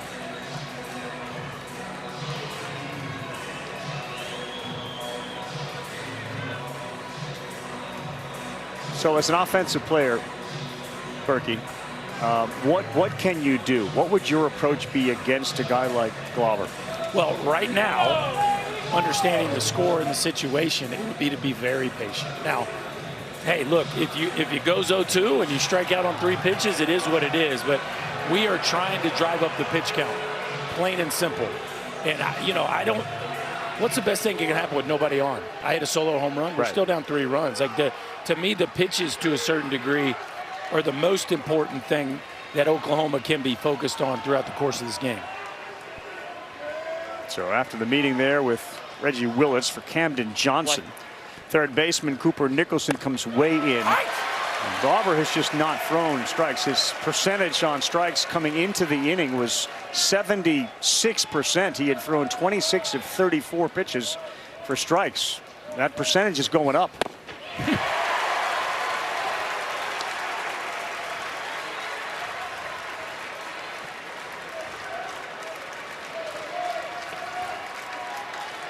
He has thrown significantly more pitches on the second day of back-to-backs. He tugged the heck out of that one at 95. Interesting. He keeps kind of looking up at the Giants scoreboard over his right shoulder. I wonder what it is that he's looking at. His face. Is that a good picture? This one is towards the line in left. It's going to drift foul about 15 rows deep. Second Giant scoreboard you see in your shot right there added for this year. We hadn't seen that. It's been one in right field. Now you got him in right and left. And a 1-2 to Camden Johnson. He knew that was going to come in for a strike, so he emergency hacked at it. You see him swipe location right there too. That was interesting, KP. Like maybe they called back foot and he wanted to backdoor it. Yeah, that's the way it looked.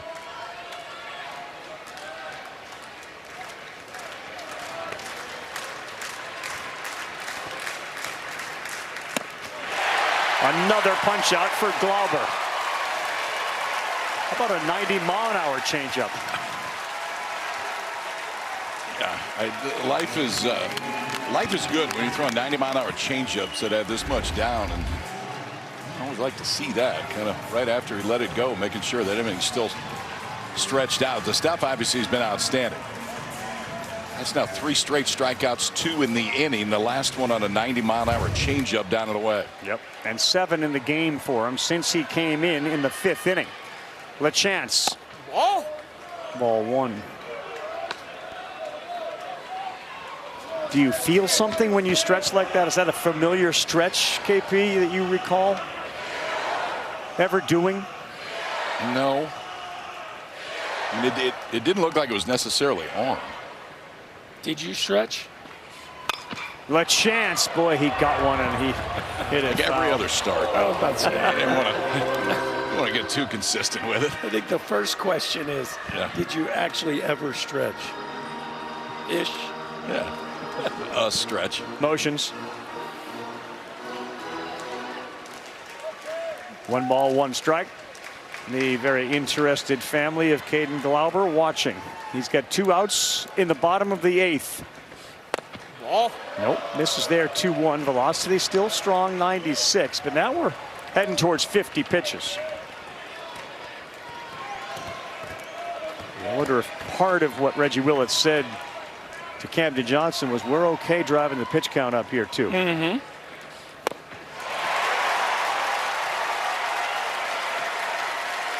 An extra click at 97. He hasn't thrown too many over the white today. I mean, it is outstanding stuff, but the control is through the roof good for the freshman right-hander. Looking for his 15th strikeout here in Omaha, but this one has popped up deep to right field, right on the track, and leaping again is Dr. French, finding the fence. Doctor. That had some LeChance lift on it, didn't it? Well, we got a little breeze blowing left to right here at the Chuck today. And Carter French has to hang with his ball. It did not look like it was destined for the bullpen, but right at the end, he's got to reach and extend and catch it right at the top of the wall. The good doctor making some plays. You know Caden Glauber loves it. The Tar Heels hold on to that 4-run lead. How fun must it be when no one expects much from you except you? It's gone! That is gone! A Crimson and Cream David versus a conga line of ranked Goliaths. What a story the Sooners continue to write. The Sooners just assume folks keep picking against them. They already have a wagon, and they love to circle it. Yeah, that wagon has left a lot of dust and debris in its wake. It has destroyed teams, big teams too, but today a little different story. Entering the NCAA tournament, you see what their ERA was. Then they went to all these freshmen, and it's come down to 2. And they were hitting, they've always hit, but it's been crazy in the first 4 World Series games until today, where they've managed just 4 hits and 2 runs that came in the first. And we have matched a College World Series record as Skip Johnson has decided that Trent Collier is the guy to toe the rubber here in the 9th. He is the 7th pitcher used. And it almost looked like PitchCom wasn't working, and LeChance said, I know, I'm going to show you the sign. And a fastball was in at 95 to get strike 1.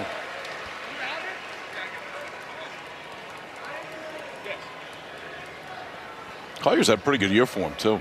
Primarily a bullpen guy, but it's a mid-90s fastball changeup. Those are the 2 that he will feature. See the strikeout and walk numbers for Collier? Yeah, he's been very good. We've seen a bunch of matchups that OU has tried to do today, but now just trying to see if Collier can get him to the finish line. It's Eric Paulson. Phenomenal day here on Father's Day. He waited on that one, and that's going to be foul. Singled in his first 2 plate appearances, scored a run after getting another hit in the 7th inning. That was on that double. Batting average has come up 6 points, but a significant emotional day for the Paulson family. New York Police Department detective called to the Twin Towers on 9/11 and spent days going through the carnage and wreckage and debris that was there, and developed cancer years later in the throat, which doctors declared was as a result of the work that he did there, the heroic work that he did there. Paulson punches out. 1 out here in the 9th.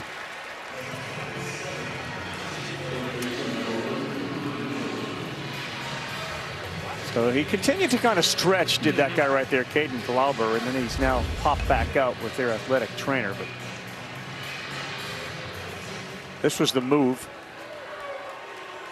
And he did it as he walked underneath. You see the got the Theragun going exactly. too. Yeah. Liner caught over there at third base. Camden Johnson took one away from Cooper Nicholson. A hard hit, 107-mile-an-hour blast that he snared.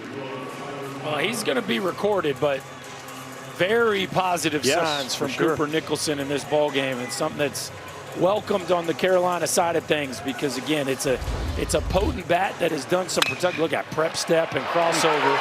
They're almost over adjusted at that ball.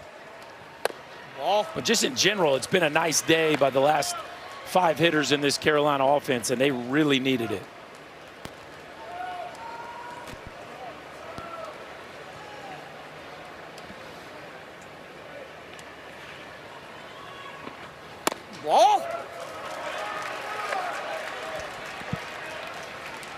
2 balls and no strikes.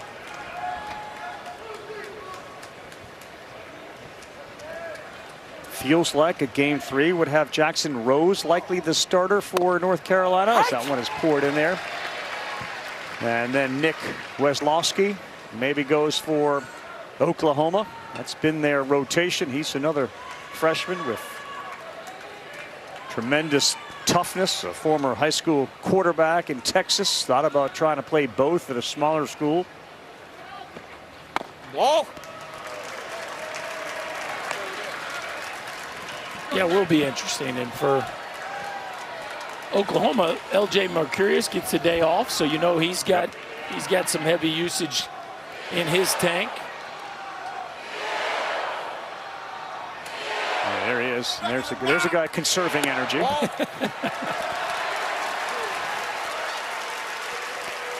walk to Howe.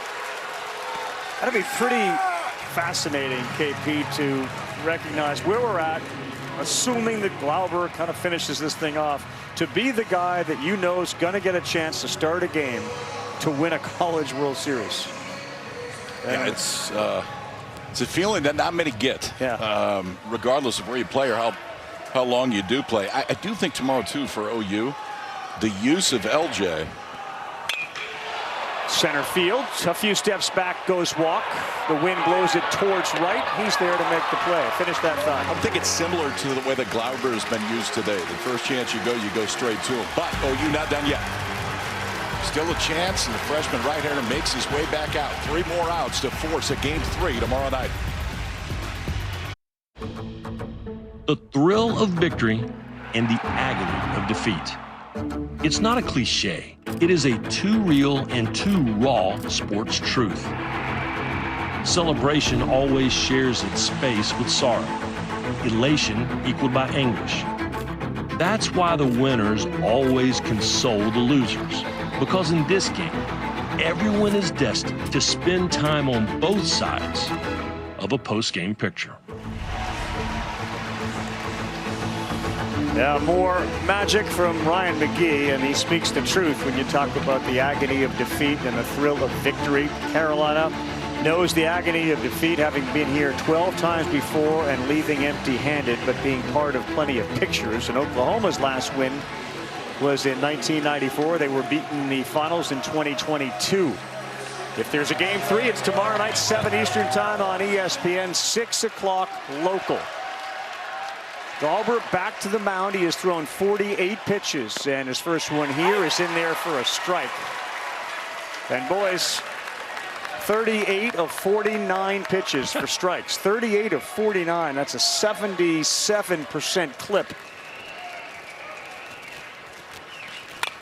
You know, it's not too often in sports you get a streak that has reached the point that this has, 28-0 when he pitches. Yeah. From a player this young, on a stage this big, where they deliver and then some. Yeah. And he has certainly been that guy here this afternoon. He literally could not ask any more from what he's getting.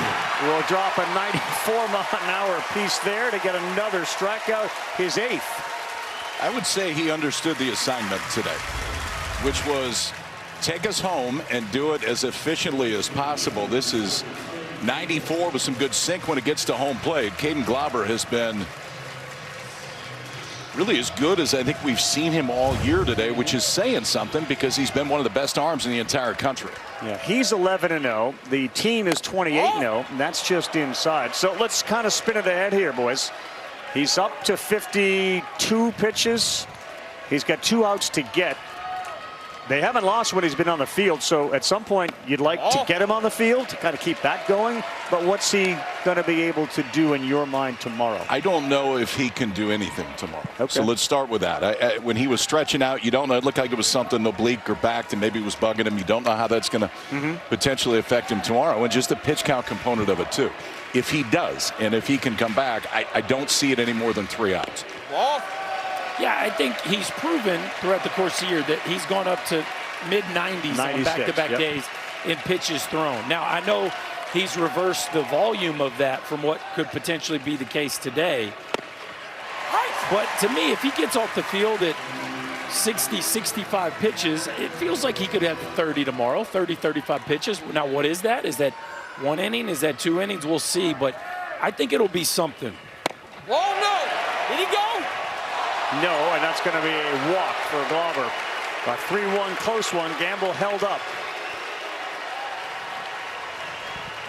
That doesn't help the case.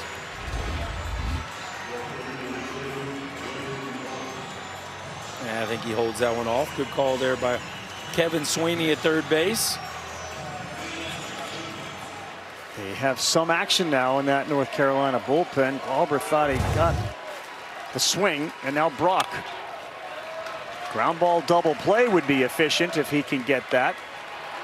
And there is McDuffie, who has been the guy that took Glauber under his wing when he got on campus and really kind of showed him the ropes as a freshman and all the things that go into being a Carolina baseball player.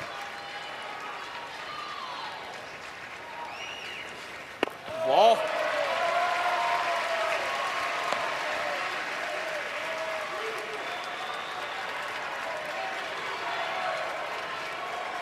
One ball, one strike.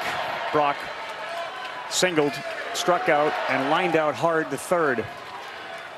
Pitch 59. Ooh, he got away with one there, and that's that swing and a miss on that backup slider. 1-2.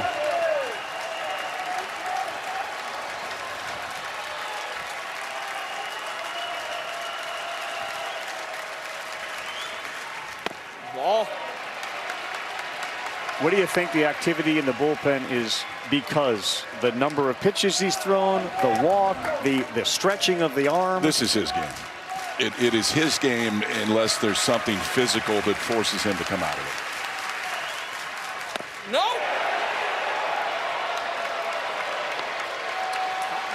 I do think it has to do with the number of pitches. But I'm with KP when push comes to shove. If the thing gets real interesting, my guess is they're going to leave him out there, but I do think they would love to get him out of here with a reasonable pitch count. Yeah, 3-2. Will not chase. Back-to-back walks from Glauber, and maybe a meeting on the mound is due. He has been lights out, but now a little issue. Now you're a swing away from this getting really interesting. And Deshaun Harris has already shown the ability to do that here.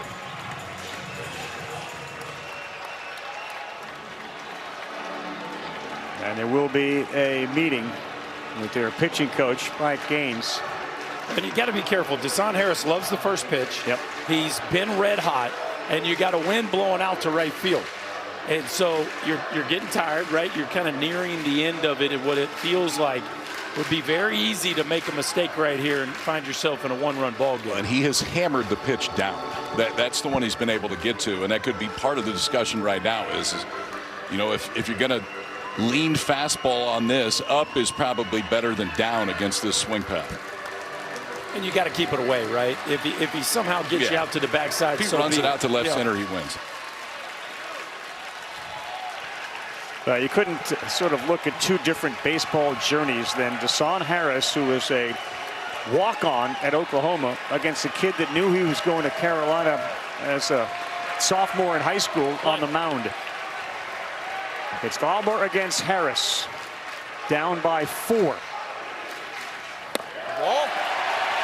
And the balls keep coming right now from Glauber. If nothing else, if you're Oklahoma, you realize he's not invincible. That's right. Well, you've accomplished 2 goals today. You've gotten a long look at him, and you've risen his pitch count. So even if you can't come back with a huge swing of the bat right here, you've won one of the battles within the war.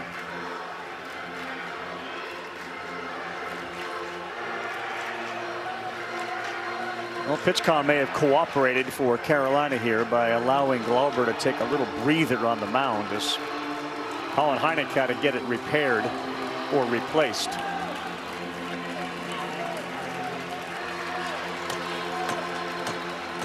All 3 times, KP, it's been those low pitches that Harris have lifted, and he has flown out to all 3 outfielders. They're very shallow against him right now in the outfield. 1-1.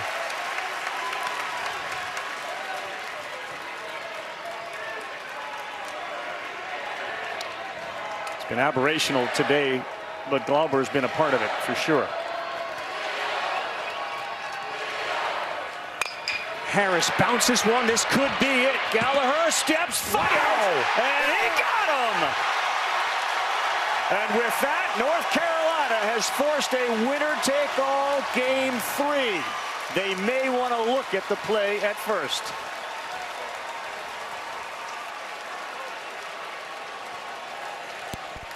Tell you what, that was a special move by Gavin Gallagher right there. Was. Love the athleticism as he goes across the base. Oklahoma is challenging the call of out at first base. The previous play is under review. How about the confidence just to take it yourself in that spot? I mean, momentum's taking him that way, but still, it takes guts and instinct to make that play. And the arm strength to finish it off. Yeah, he is out. Oh, he's out. I mean, it's... Happy Father's Day to all the fathers out there. The call is confirmed. He is out. For the first time since 2024, we will have a winner-take-all Game 3. Caden Glauber gets a whole bunch of appreciation from his Tar Heels. They are now 29-0 when he is on the field.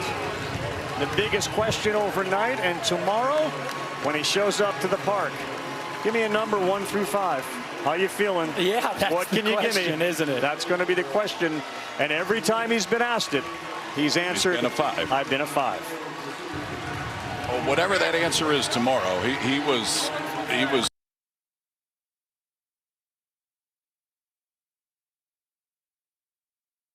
innings and then coming back and responding. And then obviously Caden Glauber took it from the 5th inning on. 65 pitches, 2-0 with a save at the College World Series.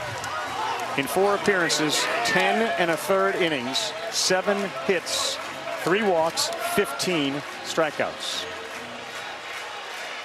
For the first time in a long time, they have lost. They'd won 9 games in a row, and now they're going to have to regroup. And know it is a Game 3 for us, a typical Game 7 for most other championships, where the winner tomorrow night will be a national champion. Chris, go ahead. Eric Paulson, congratulations as you wave up to mom up in the crowd. I want to start at the beginning of the game. You guys started with 6 straight strikeouts. How were you guys able to finally square up some ABs? Yeah, just it's the name of the game, sticking with your approach. We stuck with the approach early. He beat us early, but we just kept with it, and good things happen when you stick to your approach. Good things happen when Caden Glauber comes into the game 29-0 when he pitches. What's the confidence like when you build a lead and you guys are able to hand the ball to him? I mean, we're going to win when he comes in. That's the confidence. He's so good. His poise is awesome. He really is really, really fun to play behind. That first hit you had, you get to first base and you look up at your mom. What were the emotions like today on Father's Day, your first without him? Yeah, definitely a tough day, but I'm so happy. My mom, my grandma actually came, my dad's mom. She's up in the crowd, and it was really, really good to have him here. And all the dads on UNC, I gotta give a shout out to them. They were wearing Paulson 44 pins today. So, they're awesome. This is really such a family. I love this team so much. I know your dad wanted to see you in this uniform. You're now 1 win away from holding a trophy in this uniform. How would you describe the emotions heading into tomorrow? Definitely emotional. I wish he was here with me, but I'm going to hold him with me every day and, go win a national championship tomorrow. Congratulations. We'll see you then. Thank you so much. Yeah, good for him and good for the sport. You're going to have a winner-take-all Game 3 with 2 really good teams, one red hot and another that has done what Tar Heels do. They show pride, they show resilience, they showed it today. Yeah, we kind of thought at the beginning of the series, the formula for North Carolina would be get an early lead, get into the bullpen, give the ball to Caden Glauber. Well, they weren't able to do that in Game 1. They did in Game 2, but they got to win 2 games, KP. Now the math is simple, though. You win tomorrow, you win a national championship, and it's all hands on deck. It's the way that this series should end to fast forward to tomorrow night and get what should be a pretty special Monday night here in Omaha. That will do it for us, for our entire crew here, KP and Chris Burke, Chris Budden.